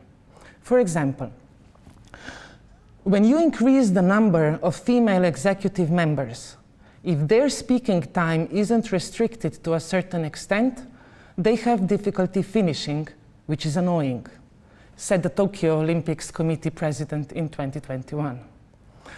Or, as another example, Stanford University researcher Catherine Hilton concluded in a 2018 survey that, I quote, male listeners were more likely to view a female speaker who interrupted as ruder, less friendly, and less intelligent than if the interrupter were male, although both male and female speakers were performing identical scripts. And that finding this gender bias wasn't as surprising as the extent of it and the fact that it altered perceptions of a female speaker's intelligence, which we don't think of as related to interruptions. So, a woman speaker's sonic representation that in script was identical to that of a male speaker made her, in the eyes of the listeners, less intelligent, more stupid, if you will. There are many such examples. Here is, for example, the anchor of CNBC being interrupted by a US senator. He keeps telling her, calm down, Kelly, shush, Kelly, and so on. There are numerous such examples. But this here is not a lecture about women being interrupted. The social gender difference common to the cited quotes is only one of the differences that represent a power relationship formed through the listener's interpretation. The interpretation of the representation of an individual, which comprises individuals into uniform groups, is presented in the sonic sphere in the form of the allocation of listening attention and the interpretation of a sound event, for example, the use of voice. And so history and everyday life are heavily burdened with stereotypes about the effeminate voice of gay men, the masculine voices of butch women, the excessively loud voices of black persons, the too low voices of Roma women, the shrill voices of Jewish people, and so forth. A specific power relationship is established by the individual's self-articulation, as in the signs or codes they use, the manner of their speech, and so on, and the interpretation of the individual. And this is what I find as very interesting and important, the interpretation of the individual's representation by the other speaker, and in how we read someone. The effects of the interpretation of representation can be immense. They can define the course of particular lives, one's living standard, access to jobs, the richness of their social life, and so on.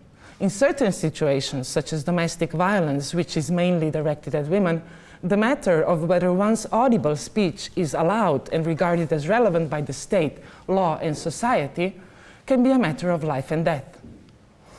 And then, when a social consensus is established, which puts large numbers of individuals into hermetic groups based on a selective scheme of representational elements, one of them necessarily being the voice, the effects of interpretation affect the dynamics of entire world systems, the structures of hegemony, periphery, and so on.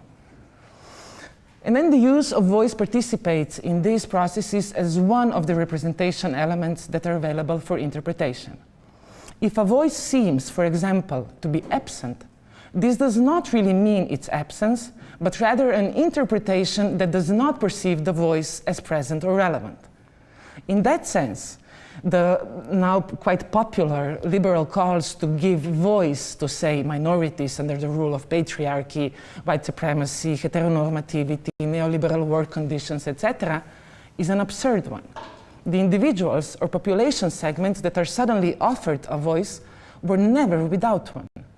The call is simply as a smokescreen to mask what would actually attack the imbalances of power. While the oppressed and the minorities do not need a voice, they would benefit from having listeners. By which I do not mean simply persons who can detect sonic events, but persons who are engaged in a subject sonic performance, persons who invest their interest in listening to a specific subject. Now, whether a group of people is given a voice is, of course, never about them. Minorities or subordinated social groups do not become minorities so much by being deprived of speech, although that process is not to be disregarded, but through auditory deprivation from the dominant side, where the dominant becomes dominant by accumulating enormous auditory capital. For the dominant to exist, certain other speech needs to be dispossessed, but not of speech, but of its potential to be relatively audible. This process results in certain speech, which is certainly present, being interrupted by the dominant, ridiculed by the dominant, characterized by the dominant as rude, incapable, less intelligent, hysteric, boring, untranslatable, etc. This then directly affects the non-dominant subject's social position, since it is the speech exchange in social settings that intensively participates in constructing social hierarchies. This setting is, again, not a battlefield for vocality, but a fight for audibility. The appearance of contemporary social sphere as that of an opening meets its historical circumstances. Through careful and patient configuration, these have produced a historical norm of a subject's sonic appearance, a norm the bars of which are coordinated by the dominant social sphere. In such a situation, a liberal call for giving voice, the properties of the speech remain submitted to unchanged criteria and sonic tests of normativity. From there on, the interpretation of one's vocal representation places the individual into a complex structure of social and power relations. One is placed into what we'd like to call an auditory class. Curiously enough, a deviation from this norm is often not defined as a lack of speech, even though belonging to a group of the oppressed or minority population segments deals primarily with lack. Instead, this deviation is almost exclusively defined as a surplus. Too loud, too quiet, too weird sounding, too shrill, too urban, too high, too low, too assertive. Furthermore, the less power a subject of, or a group de facto has, the more surplus of speech it is said to have. The qualitative evaluation is then that of a negative plus a surplus as we move on the matrix of intersectionality. We are thus entering the sphere of auditory economics, at least I'd like to call them that way. As an element of representation, the voice faces dilemmas similar to those of other representational elements. Since there is necessarily interpretation awaiting on the other side, making the voice non-autonomous, the use of voice leads to carefully defined economic and social possibilities of its subject of origin. But again, not because of the voice per se, but because of the interpretation scheme the voice faces. Interpretation is formed through the listener's interest, the interest one has in the other's speech, and the recognition of its relevance. Nothing without the listener.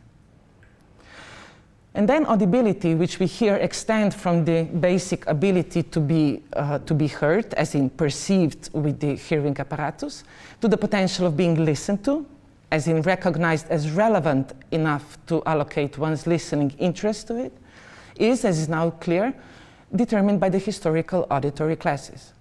That I'm drawing from economic vocabulary is intentional. For it hints at a potentially interesting approach to sounding listening relations. These have no interesting matter in the sphere of senses, but only in terms of being relational. They operate as class relations. Also, using economic vocabulary intentionally is meant to point out this. Where we operate with a class system, we are dealing with one's threat of falling into poverty.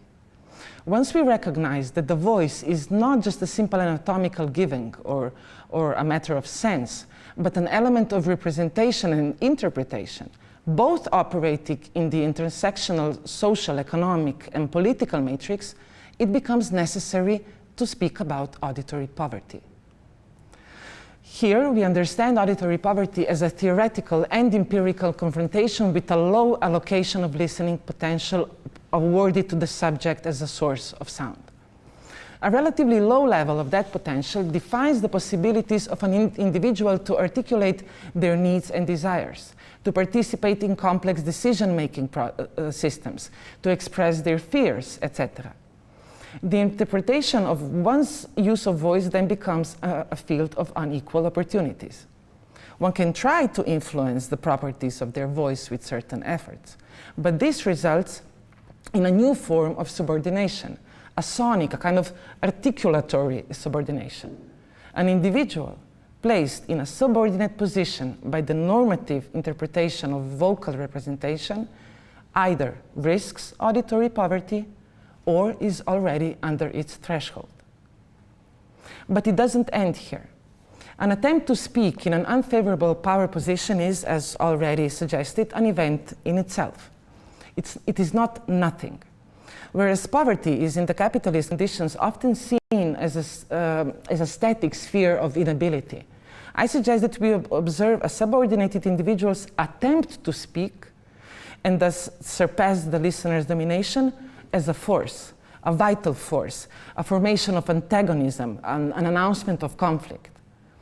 This contains a sort of emanation, something that allows the speaker, or rather the non-speaker, to imagine that speaking and being perceived as a relevant subject is actually possible. That's where the attempt comes from in the end. This is of course not to say that the dominant speaker, who is also a listener, should simply shut up for the power structures to shift weight. Although in some cases this could also be a good idea. Okay.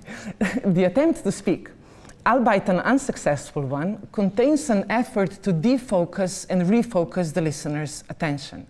It can even aim at the previously non-existent audiences by recognizing them as relevant or more relevant than the one's dominant speakers and listeners. Since that speaker is likely to be interpreted as a member of a broader social group, their attempt carries within itself broader consequences. And this force that comprises the attempt to participate in the world audibly, as in with an audible use of language, was the interest of one of my latest sound text compositions entitled Go. This piece, Go, is part of the series called If I Do Say So Myself, and enters the field of lack or shortage. So, just in short, I imagined spaces and concrete situations where, for at least one individual, the expression of one's thought is either complicated or, under certain conditions, turns out to be completely unfeasible. Everyday life situations come to mind. Participating in an office meeting, a group planning a protest, a social gathering, even a romantic affair. The situations that presuppose the presence of at least one other individual apart from the speaker in question. Otherwise, it would almost always prove irrelevant whether a thought is articulated through sound or not. In this piece, I was not interested in describing the event of non-utterance, the event of an attempt or non-speech, but in actually writing it down. Events of ineffability or difficult expressibility or utterances that are not recognized as relevant are, this must be stressed, not non-universal, even though they are frequent empirical phenomena. Each event that is a sonic attempt to make a sonic event represents a particular, entirely self-contained space where utterances did and at the same time did not occur. Even more, the combined effect of the ambition to speak, an ambition that faces an obstacle, constitutes both the historical and the future possibilities of one's speech. Where impossibility or prevention is reproduced, it just as well might not have been. So for this composition, which I will show, for this composition to be written, it was necessary to recognize non-utterance and the restricted attempt, firstly as an event, and secondly as a relevant event. And then a question followed, how will we write down such an attempt? So, how will we write it down without being retrospective? The International Phonetic Alphabet has proven to be helpful in that regard. The IPA represents a standard for recording pronunciation. So it tells not only what is spoken, but above all, how it is articulated. In our case, in which at least one speaker wants or intends to say something, but cannot and therefore does not say anything, but since we have accepted that this is also a speech event, at the same time certainly does say something, the question is no longer what they're trying to say, but how. How does the interlocutor speak the fact that they aren't speaking? It's quite a mess, but an exciting one. The IPA refers to a conventional sounding speech events.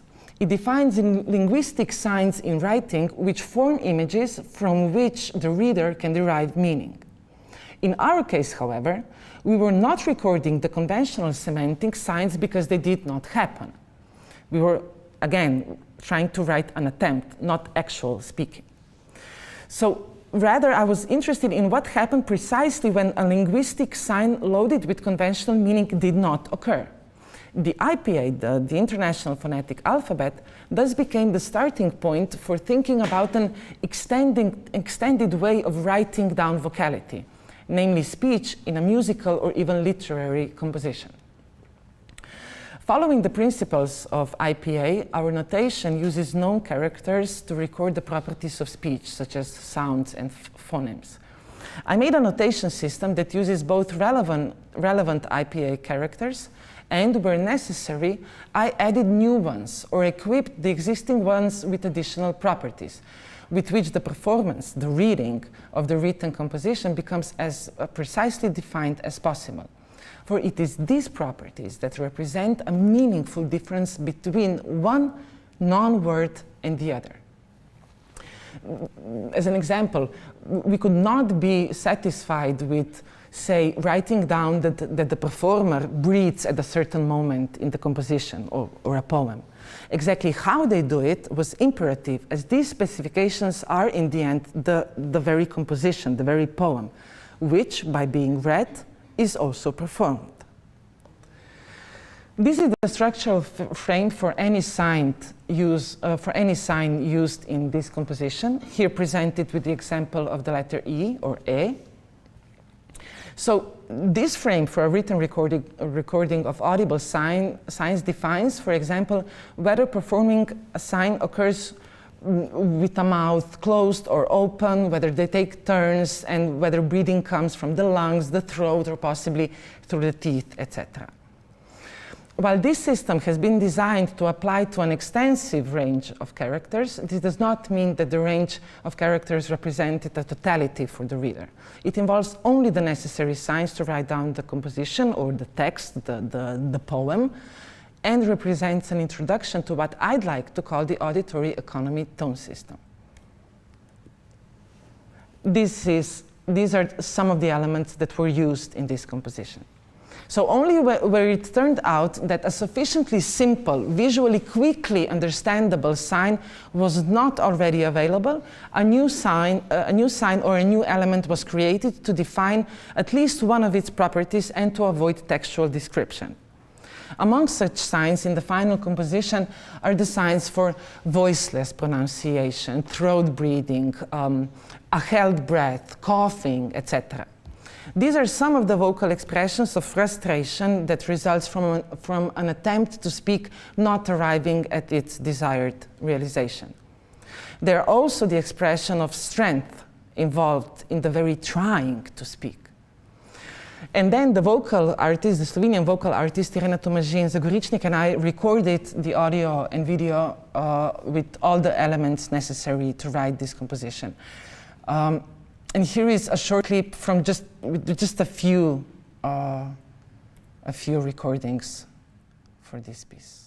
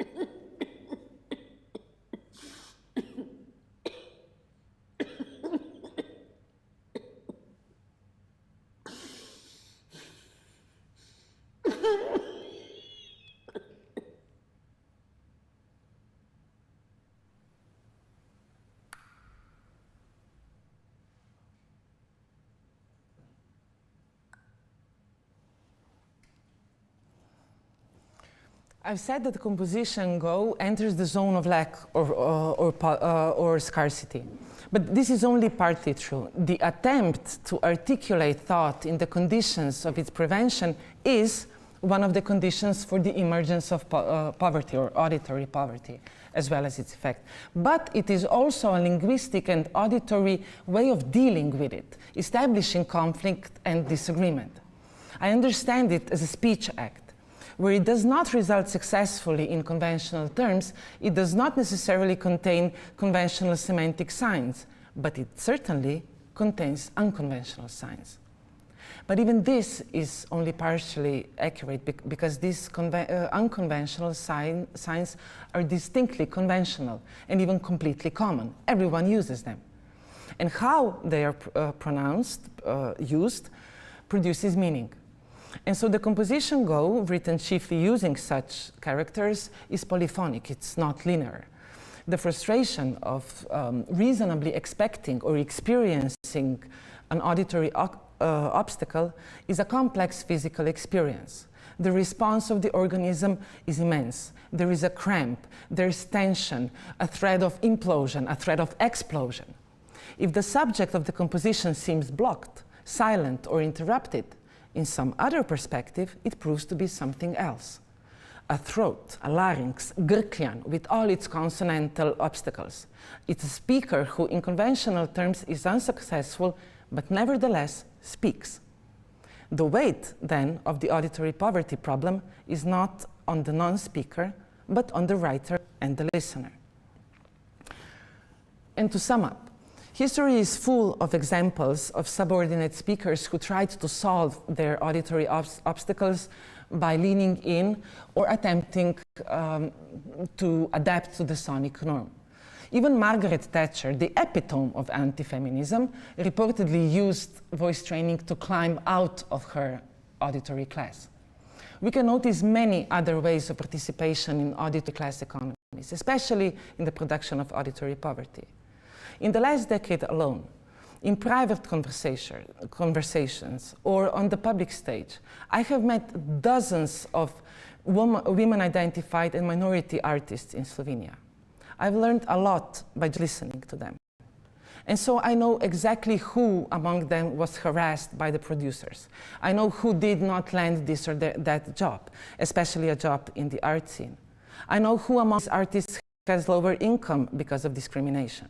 I also know that, apart from rare exceptions, none of them has ever expressed their position in public. Their horror stories are private, while on the stage, in public space, suddenly everything seems okay, and the critical speech ceases to exist. I can understand this. There's fear of being ridiculed, ignored, disregarded, or even sanctioned because of the listener's performed voice imitation mechanism, especially in an audible critique of the complex class systems, the auditory class system being one of them. The part of the population that is subjected to auditory disciplining and is chained to a specific auditory class, to the moderation of auditory potential, and to severe listening disinterest, often reacts to that by self-moderation, self-discipline, minimization of their sonic auditory potential, and adaptation to the auditory patriarchal system. The pursuit of sonic moderation is not an endpoint. Accepting it as a fact is, and also as something with no substantial consequences. Now, I have no desire to speak in prescriptive terms here or elsewhere, but just to really now sum up, just imagine if all who are the so-called other placed as much effort in their auditory poverty as they are concerned with their economic one, realizing they're one and the same thing. In my opinion, this could be something worth speaking about. Thank you.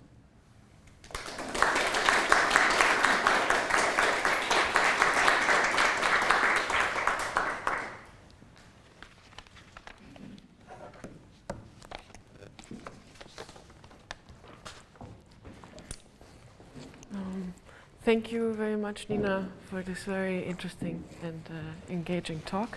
So now I will introduce Sveta Grigorjeva, who is an Estonian choreographer, dancer, poet, and critic. Her performances include Rebel Body Orchestra 2017, Techne 2020, and Fakers 2021, Dances to Dream, Resist, and Sleep 2 2022, which won the Best Dance Performance at the yearly Estonian Theatre Awards. Grigorjeva has published 3 poem collections: Who is Afraid of Sveta Grigorjeva, published in 2013, American Beauty, published in 2018, and Frankenstein, published in 2023. In her artistic approach, she's interested in the Spinozian position of we still don't know what the body is capable of, and the possible subversive nature and potential of the expressive body in text. Besides her productions, Grigorjeva has participated as a dancer in other performances internationally. In 2022, she received her second master's degree from the Justus Liebig University in Gießen, Germany, and in the autumn of 2023, she started her doctoral at the Estonian Academy of Music and Theatre as a junior researcher. That is correct. Hello everybody, my name is and this will be then 10 poetic fragments on being a female poet and on being Estonian-Russian identity poet in 21st century Estonia. So, 1. I was born in 1988. No, I don't speak Estonian with an accent, especially not if I leave my name unsaid. No, I don't speak in Russian with an accent, especially not if I leave my mother's name unsaid. Read this poem without my name. Read this poem without it.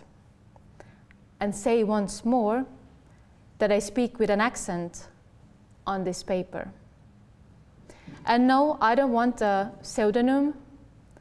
Only after high school, I again became Sveta. Before that, I was Svea. That name seemed more Estonian to my mother. In the passport, I have the name given by my father, Sveta. And so I walked since the first day of school, always presenting myself as someone else. No, thanks.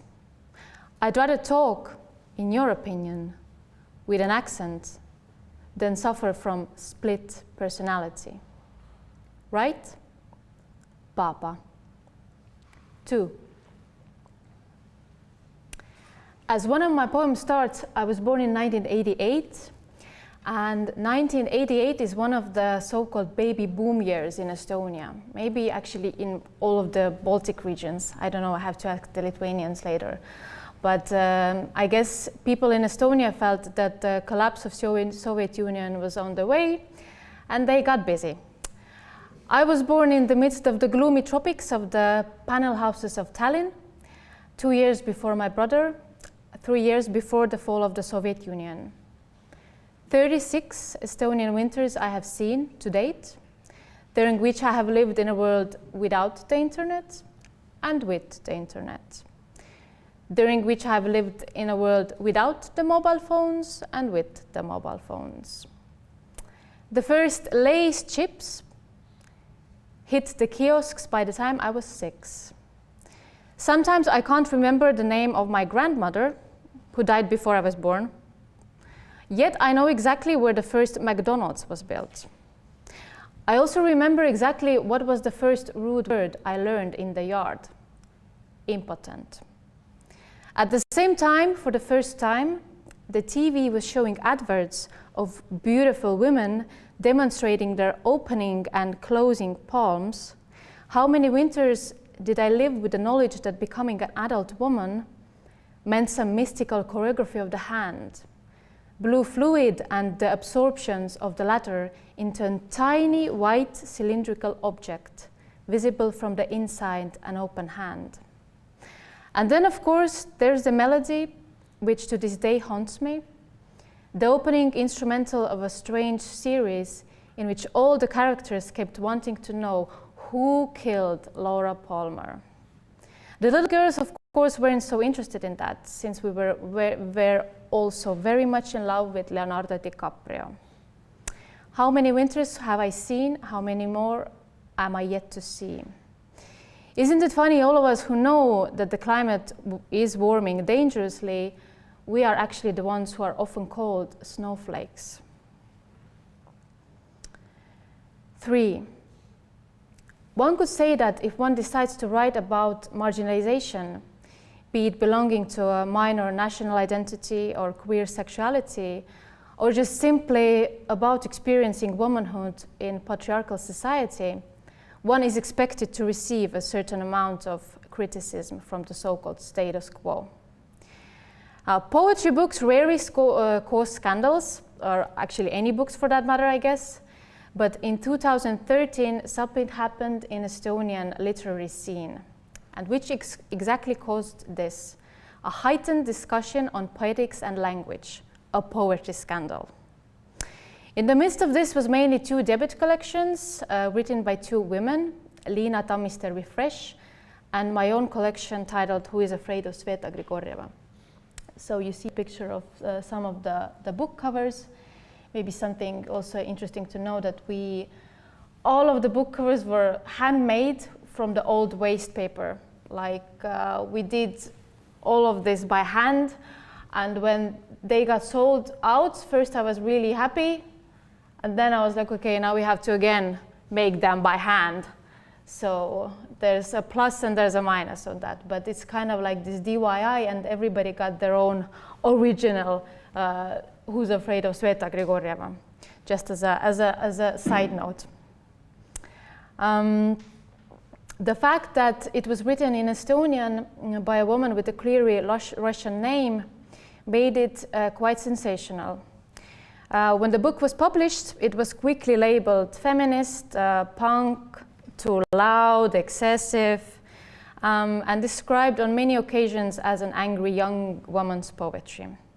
Opinions expressed in reviews were quite contradictory, especially regarding language, form, and my so-called persona, which, in addition to the poetry itself, has always included opinions outside of art, of wider societal issues. The main themes in my poetry are related to social criticism, that is true, and societal issues. But what made Who is Afraid of Sveta Grigorjeva so scandalous then? 4. I was born to working-class parents, an Estonian mother and a Russian father. My mother comes from a small town called Rapla, and my father from one of the big cities in Russia called Ufa or Öfö. They met in Tallinn, I assume fell in love, and as a result they had me and my brother.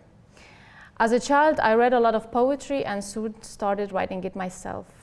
My first collection was actually published when I was 26, and was very much concerned with deconstructing the post-socialist Estonian-Russian identity. As the lyrical I says in one of the poems, for Estonians, I was more Russian, or Russ, how they called me, and for Russians, I was more Estonian, or Kuratka. Kurat means damn in translation, like it's like a little, like it's like fucker, but more mild version, you know, like a Kuratka, like a little fucker or something like this. 5. The question of national identity was in ways central to the reception of my debut collection. Although it was discussed in almost all of the reviews, most critics eventually concluded that there are more important issues next to the national identity itself. From the reproaches of the exploitation of the exotic other to creation of a new kind of Estonian. Also, the principle of the transformation of the lyrical self was argued more important than the fixed identity. National identity can be a phenomenon to be deconstructed and played with. On the other hand, some argued that the national identity portrayed in the volume was external and represented the media image of the Estonian citizen, and not so much the poet's inner sense of self. Even though the stereotype of a young, angry Estonian woman was somewhat inevitable in a quite male-centered poetry landscape, reducing my poetry to the national questions was eventually agreed to be an underestimation. 6. One thread running through my poems is indeed a play on the Estonian's reader expectation of a poet of partly Russian origin. About deconstructing stereotypes, but also about connections between my own name and identity. For example, the text that I started with, No, I don't speak Estonian with an accent, there is this code switch from one language to another. Switching from one code to another also emphasized my own concerns on identity. What happens to a person when they do not fit into any particular pre-given national frame? And in my debut collection, I often use multilingualism as a poetic technique in the text on identity themes. 7. For a long time, my double identity made me feel like I was inhabiting liminality in terms of belonging, being neither this nor that. What happens to a person when there is no single story with which they could strongly identify? The liminality was at first painful in many ways. It also made me analyze my own situation in terms of segregation in Estonia, especially living in Lasnamägi, which is like the so-called ghetto of Tallinn. It's actually not that ghetto-ish, but people who have not been to Lasnamägi, they really perceive it as this is where the poor Russians live. Well, there are poor people there, and mostly Russians. Yeah, that's true, but I feel it's also like a stereotype about Lasnamägi. Like I said, the liminality was at first painful, but it made me ponder about the different school systems. The unification of the Estonian and Russian-speaking schools is about to actually happen this year in 2024. But it has also given me food for thought on questions such as, what is nationality? What does identity and representational politics do to certain groups of people? Why is it important to only have one strong identity and maybe 2 or 3 weak ones?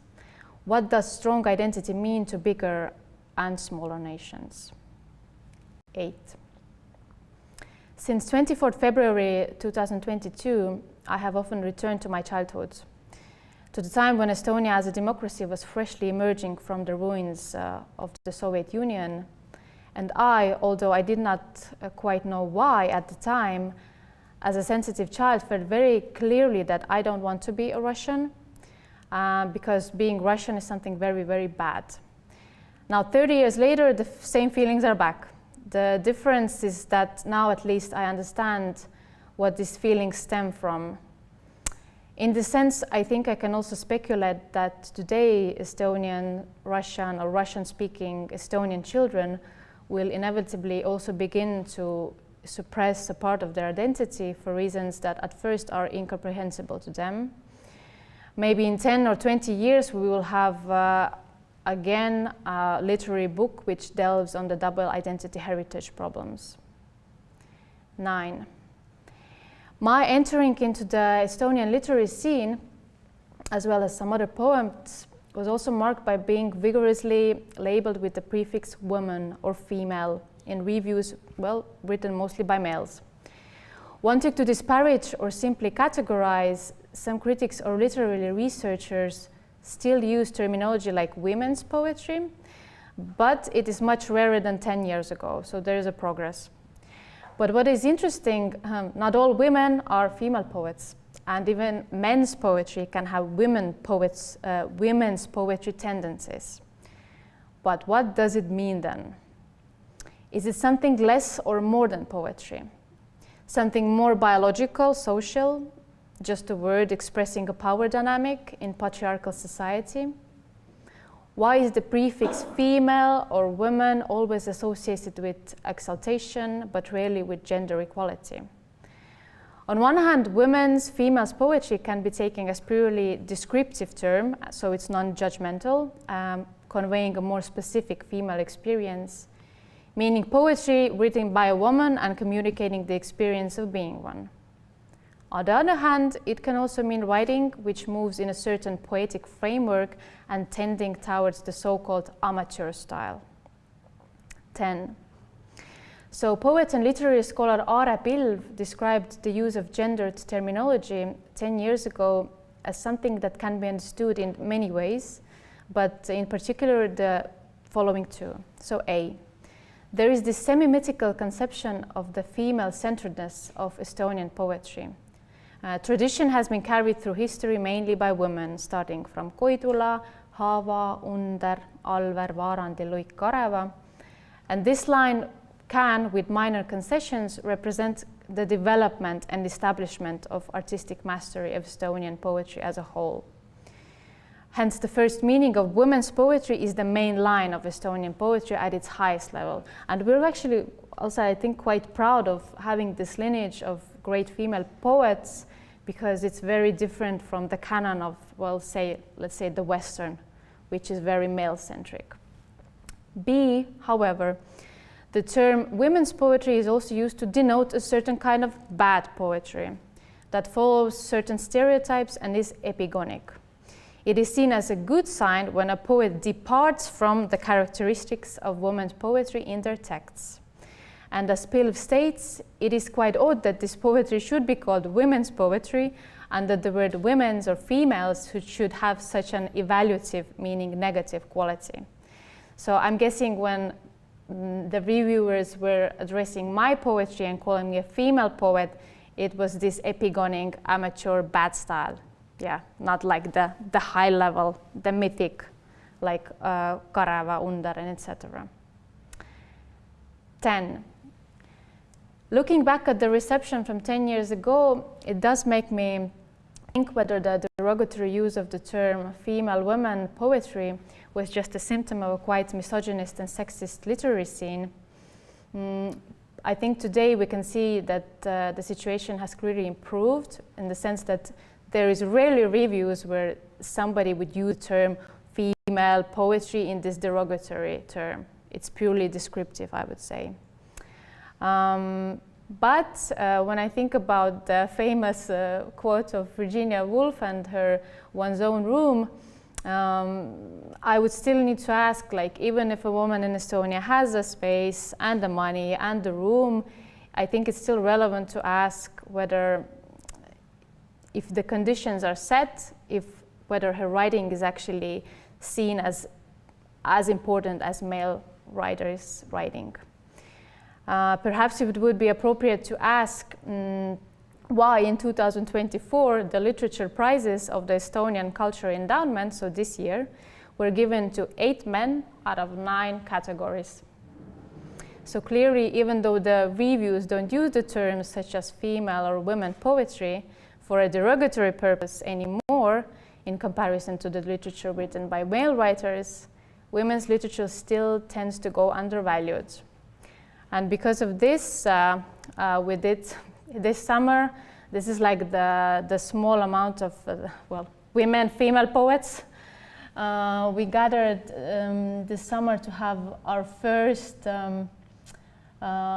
female writers seminar. We had different topics, and we decided on establishing our own prize, the female prize, and we really were searching for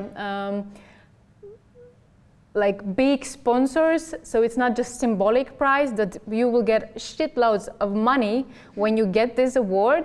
So it's not just like you get the prize, but really to establish, because we were so mad at the fiasco of the Cultural Endowment, because I was also nominated with my book and my latest book, and just sitting there, like men after men, winning the category after category, it really felt like, yes, I have conditions, I have the money to write, but it still doesn't convey in how it's valued in the society.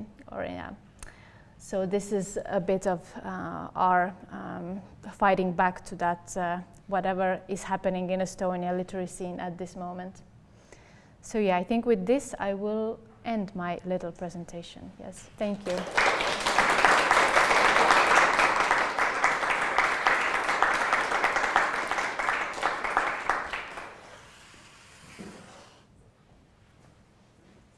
So, I will then, Nina, please join us, and I think we can start our discussion. Thank you very much for these profound insights into the complexities of voice and audibility and writing in contemporary society. Auditory poverty. I really like this. I felt like, yeah, I understand what you're talking about. Yeah, it's a very good term, and I thought maybe let's start with audibility and representation. So both of your works engage with the notion of voice, whether as a metaphor for identity or as a literal sonic presence. So Nina, you already elaborated on how you understand the relationship between having a voice and being audible, but so yes, I would like to pose the question of what does it mean to have a voice and to be audible, and what are the conditions that make one's voice heard rather than sounded, and what can we do about it, actually, or like what are the hands-on things that we can do? What do you think? I'm sorry, who are you asking? Are you asking Both of you, I guess. Who wants to start? Well, as you said, I think I already quite extensively elaborated on that. For me, the main focus of interest, at least within this book, was not one's own identity, one's own sense of presence in the world, but what the others are doing. So what are the conditions of sonic use of language in terms of how representation is interpreted. So that's why at some point in this research it made sense to connect these topics of voice or sound in itself, which is often also in sound studies and or in everyday life, often really understood just as something that happens, you know. And it is an interesting topic in every regard because it's so. Because sound is so elusive, it's so ephemeral, you know. Whenever you start speaking about it, it's already gone and so on. You cannot freeze it, but the interpretation remains. So, as I said, it probably makes no sense to repeat myself. My focus is on how the audiences interpret one's use of voice and how this affects then one's life. Or the life of a group or a society, etc. I mean, I guess for me, poetry is, it's very, like, I approach it in a very different way, in the sense I don't think about this auditory or how one thing is expressed in how it is sounding, but for me, this idea of being heard is I guess very important, but of course it's never, I cannot have this one interpretation of how I'm being heard, in the sense that I can have a vague idea of what I'm trying to convey with what I'm trying to say with the poem or the poetry itself, but there is always this this rupture or utterance, like where I cannot control how it's being heard. And I think this is also very interesting because, for example, with what happened with this debut collection, I did not think that it would become actually any scandal, or there wasn't that much provocativeness, I think, like inscribed in this, but it was perceived also or heard in this way that it was very aggressive, it was very loud, it was very excessive. And for me, this was also very interesting to be in this position, like, so this is how you heard it, this is how you understood this, even though there was no intention on my part to be heard in that particular way. But I guess this is what happens when you talk about representational politics, or you talk about from a position of marginalization or a position of, you know, underrepresentation, whatever. But it was very interesting, yeah, that was so different from what I thought the book was about, or how the book was written. But how it was received, it was completely different. How it heard, it was totally out of my control somehow. I could not comprehend at all, like the translation or yeah. But may I ask, how do you feel about that when a book starts living its own life? Because really you cannot have control about it. How do you feel about not having control? I personally love it. How do you feel about it? Coming from nowhere, in the sense that not having a literary heritage, like not coming from a family that has any literary heritage, coming from this working class conditions, you're just happy that you have a book out. So you're not prepared. You don't have, I didn't have any toolboxes or any tools in my toolbox to actually deal with it. I had it only like 10 years later that I could process what happened. But at that time, I really did not enjoy that. I was like, I don't understand what the hell has happened, why people are hating or loving, and they're just really fighting each other, and you're just here and you're like, I just wrote a book. But people are really angry or just really, I don't know. So in that sense, it was interesting, but like retrospectively, I say now it's interesting. Being there at that moment, not really. It was painful. Yeah, it was strange. Yeah. Yeah, so as we're here speaking in English, which is neither of ours native tongue, I wanted to ask about about because Nina, the last book you wrote in English, and you also have you are a working performer as well that has also worked and studied abroad, and about these, what does it mean also maybe to leave this kind of place you come from and to go abroad? And there's also this idea in cultural studies and sociology with this kind of, like, the moment also you leave this kind of soil you grow up in, and then you go abroad, and then you return, and then you kind of can also maybe experience this kind of class ascension in a sense, because you have become also this kind of Western educated person that now comes back, and there is, I think, also some kind of a tension in that, and then also not being able to communicate in your native tongue or in your chosen tongue in these contexts. This is an endless question that I don't know where it's going, but maybe some reflections upon, writing in English maybe, or having to also maybe, I haven't seen your performances sadly, but also the use of body as also a tool for expression in these contexts. Well, the hierarchies within languages are pretty much the same as in any other sphere. So, of course, one is aware of what they're doing when they're moving around the world. Well, I did write this book in English for a very specific reason, which is that I was, at the time of writing it, in a space where no one spoke Slovenian, Serbo-Croatian, so these languages that I use most often and that I write in. So since I was abroad for several months, for a broader time, I think this kind of affected the way I experience every day, how I deal with the world, how I speak, how I read, for that matter. Obviously, most of the literature I saw in these places were not in Slovenian or Serbo-Croatian. So, and I'm sure that this affected the writing of the book in some way. I even now find it that when I did a couple of presentations of this topic in Slovenia, everyone, me and the organizers, came across there was this problem of now translating the core concepts into Slovenian, right? So there are some, well, this goes for all languages comparatively, that some concepts or some words cover a lot of concepts, where in another language there are very specific terms. So there's a lot of this going on. So kind of trying to now bring back to one's everyday life language the topics that you wrote in another language, even though you were kind of thinking it in a very local framework, linguistic kind of a framework, I mean, obviously.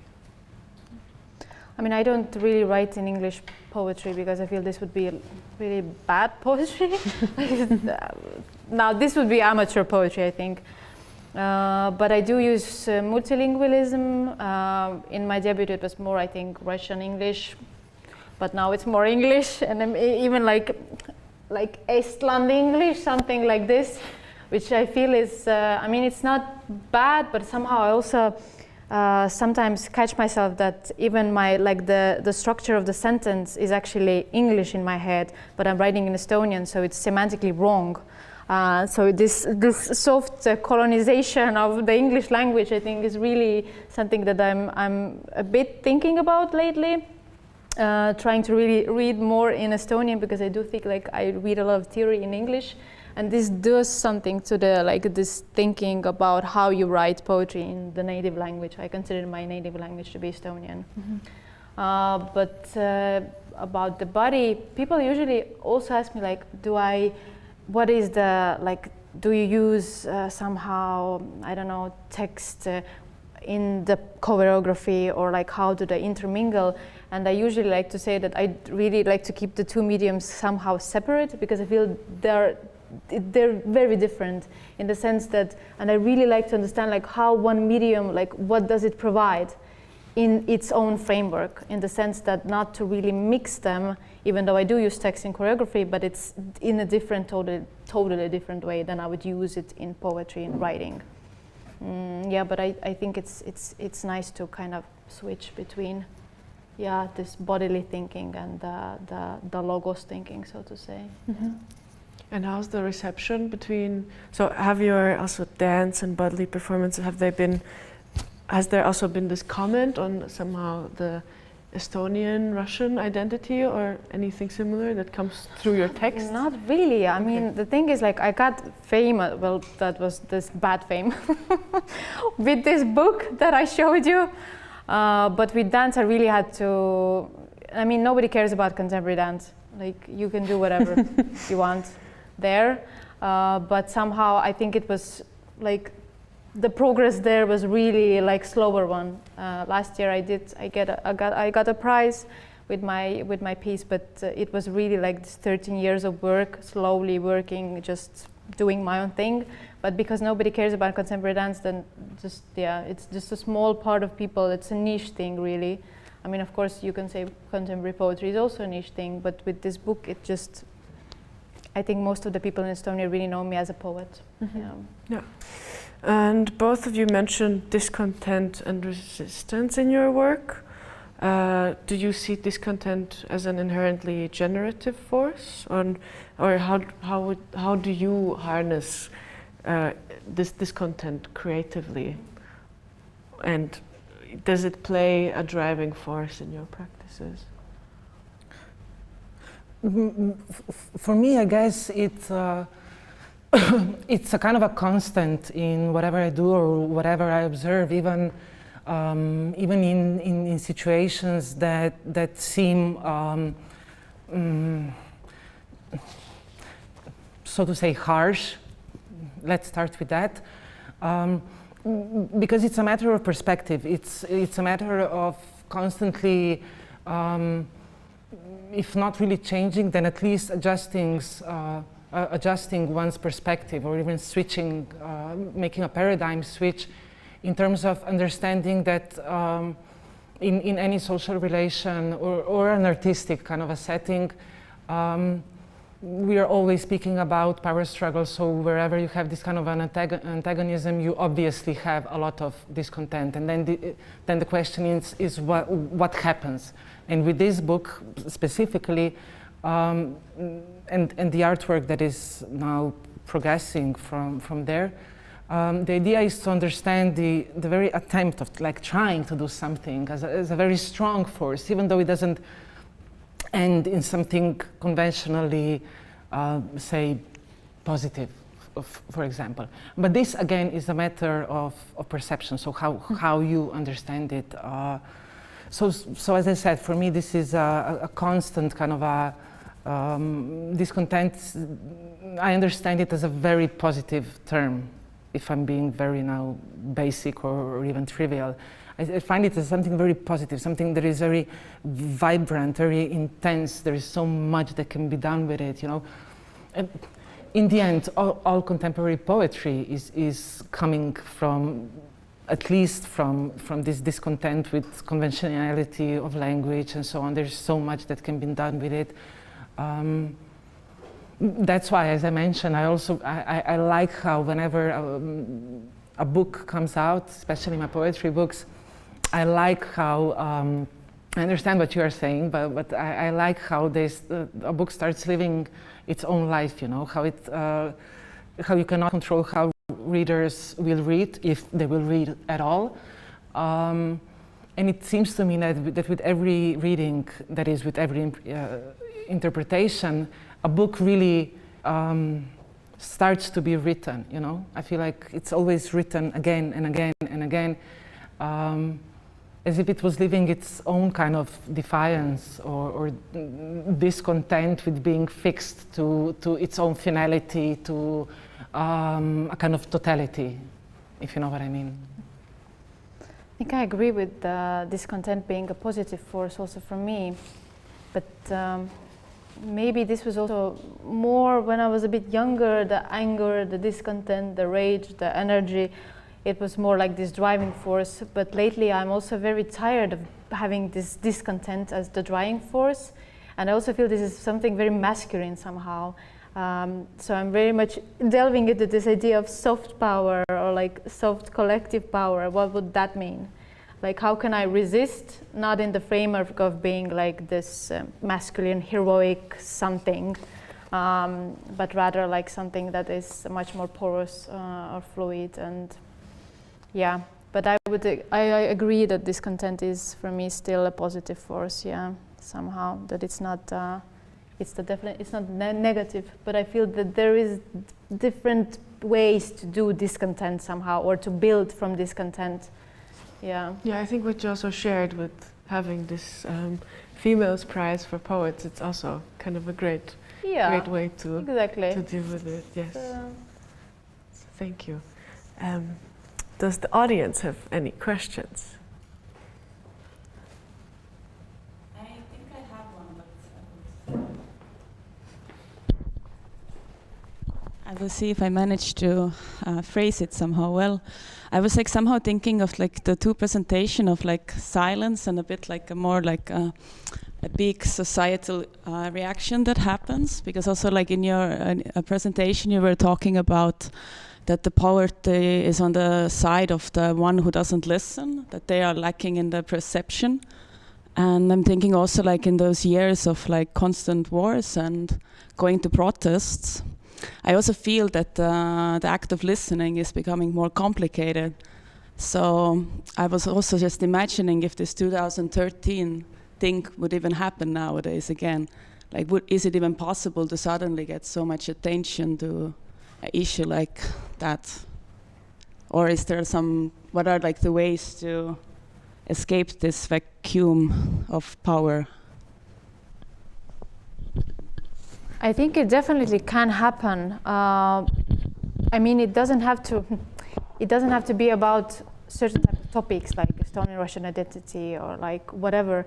I think retrospectively, looking back at the reception also, I also feel this is also very much about not tolerating certain type of subjectivity taking space, in the sense, again, it's very banal, but this is how I really understand it nowadays, that it's very much about certain type of subjectivity that is not ideologically fitting into a frame of, I don't know, womanhood or the nationhood or whatever.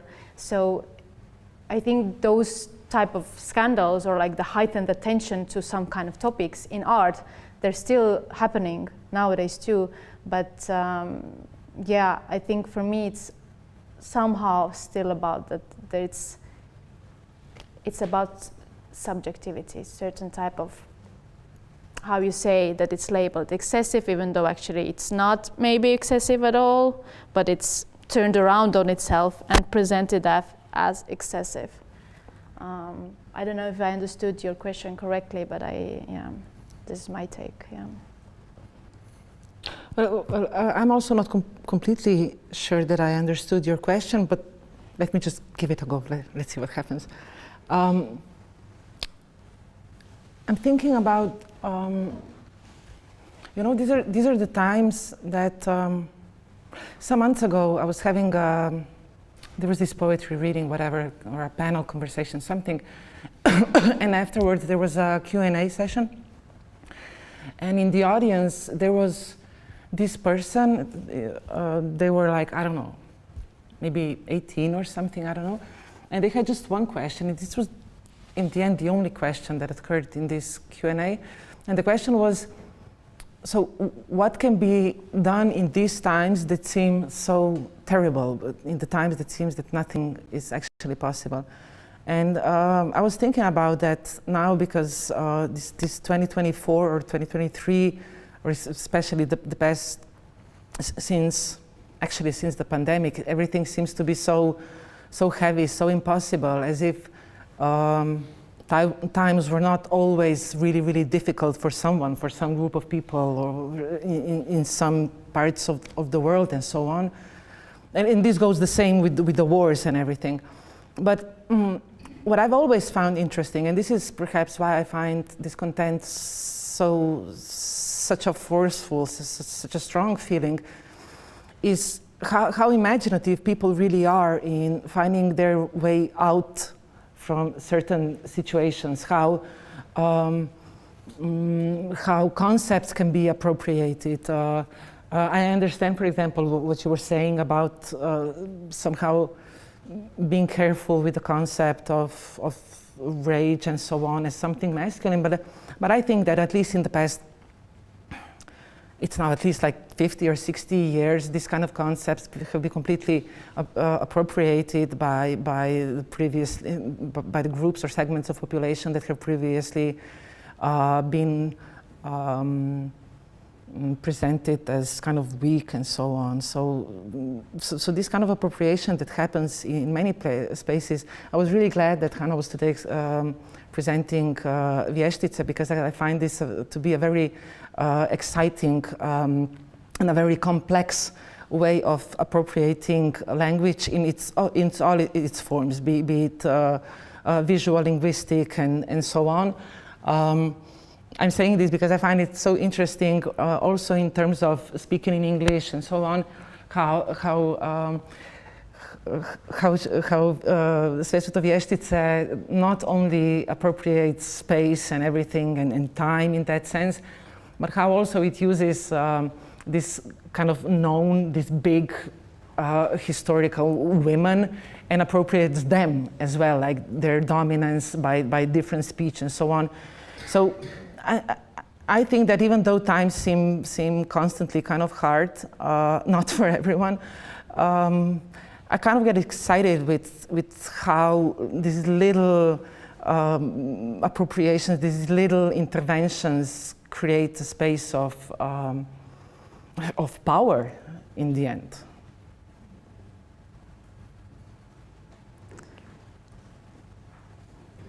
Any more questions? Maybe also to just reflect on, to go back to the question which you posed in these times where I also feel that it's so heavy and shit all the time that it's really difficult to kind of think of anything like positive, or like, is it just rising fascism? Is it just climate change? Nobody, just rising poverty, tra-la-la. But I also feel like this zooming out of this picture to smaller pictures, to local pictures, somehow helped me in a ways. For example, making a performance. Okay, I cannot stop the war right now, and I don't know, Palestine. I still can do something locally, in the sense that I still can write about it. I still can go to meetings, and I still can also do a performance where, for example, I think about, but what can be done in this way that can be anti-fascist somehow, yeah? So zooming into this smaller things somehow, because I think all the time being in this big picture and seeing this big picture, and just this really makes, I felt really helpless at certain points when you feel like, what can I do as alone, like this entity of a person, or as a collective? It feels very, like discontent doesn't help me there too somehow, but I feel like still doing something, trying to do, I don't know, working in accessibility, for example, doing a performance that is accessible to, I don't know, more people. It's already doing something for me, like just zooming out of this bigger picture, into the smaller pictures somehow helps me in these times, yeah. I also think that Europe is, in these past years, really kind of masturbating on its own hypocrisy. Oh yeah. There were wars all the time. There was, I don't know, there were so many, there was so much shit happening. There was Myanmar, Rwanda, Sudan, etc. We can go on and on. There was the Yugoslav war, which lasted for quite a long time. And Europe was really, really nice to observe everything go to hell for a very long time. And I think that people are now finding this new kind of idea of, participating in the world and the solidarity and so on, and which I understand and I really much appreciate. But I guess that there is a lot of hypocrisy in that, especially in the European society. But then again, there is also very interesting, again, ways of using language in kind of bypassing impossibilities. A beautiful example of that is now obviously the use of the image of a watermelon to kind of show support for the people in Gaza or Palestine who are experiencing genocide. Which especially in this kind of European countries such as, well, maybe also this one, I don't know, but definitely Germany and so on, who are really very much speaking about solidarity with these or those people, but then again censoring any artist who does whatever. And then I find this kind of use of discontent, this kind of anger, which again I understand is something extremely positive, as a way of, you know, it's a kind of a critique. It's also bypassing the major power institutions and proving them to be relatively irrelevant in some cases. So I guess there's a lot of space for really creative discontent, or for fueling one's creativity with discontent. If one is not in feeling discontent right now, something must be, there must be something really alarming about it. Yeah.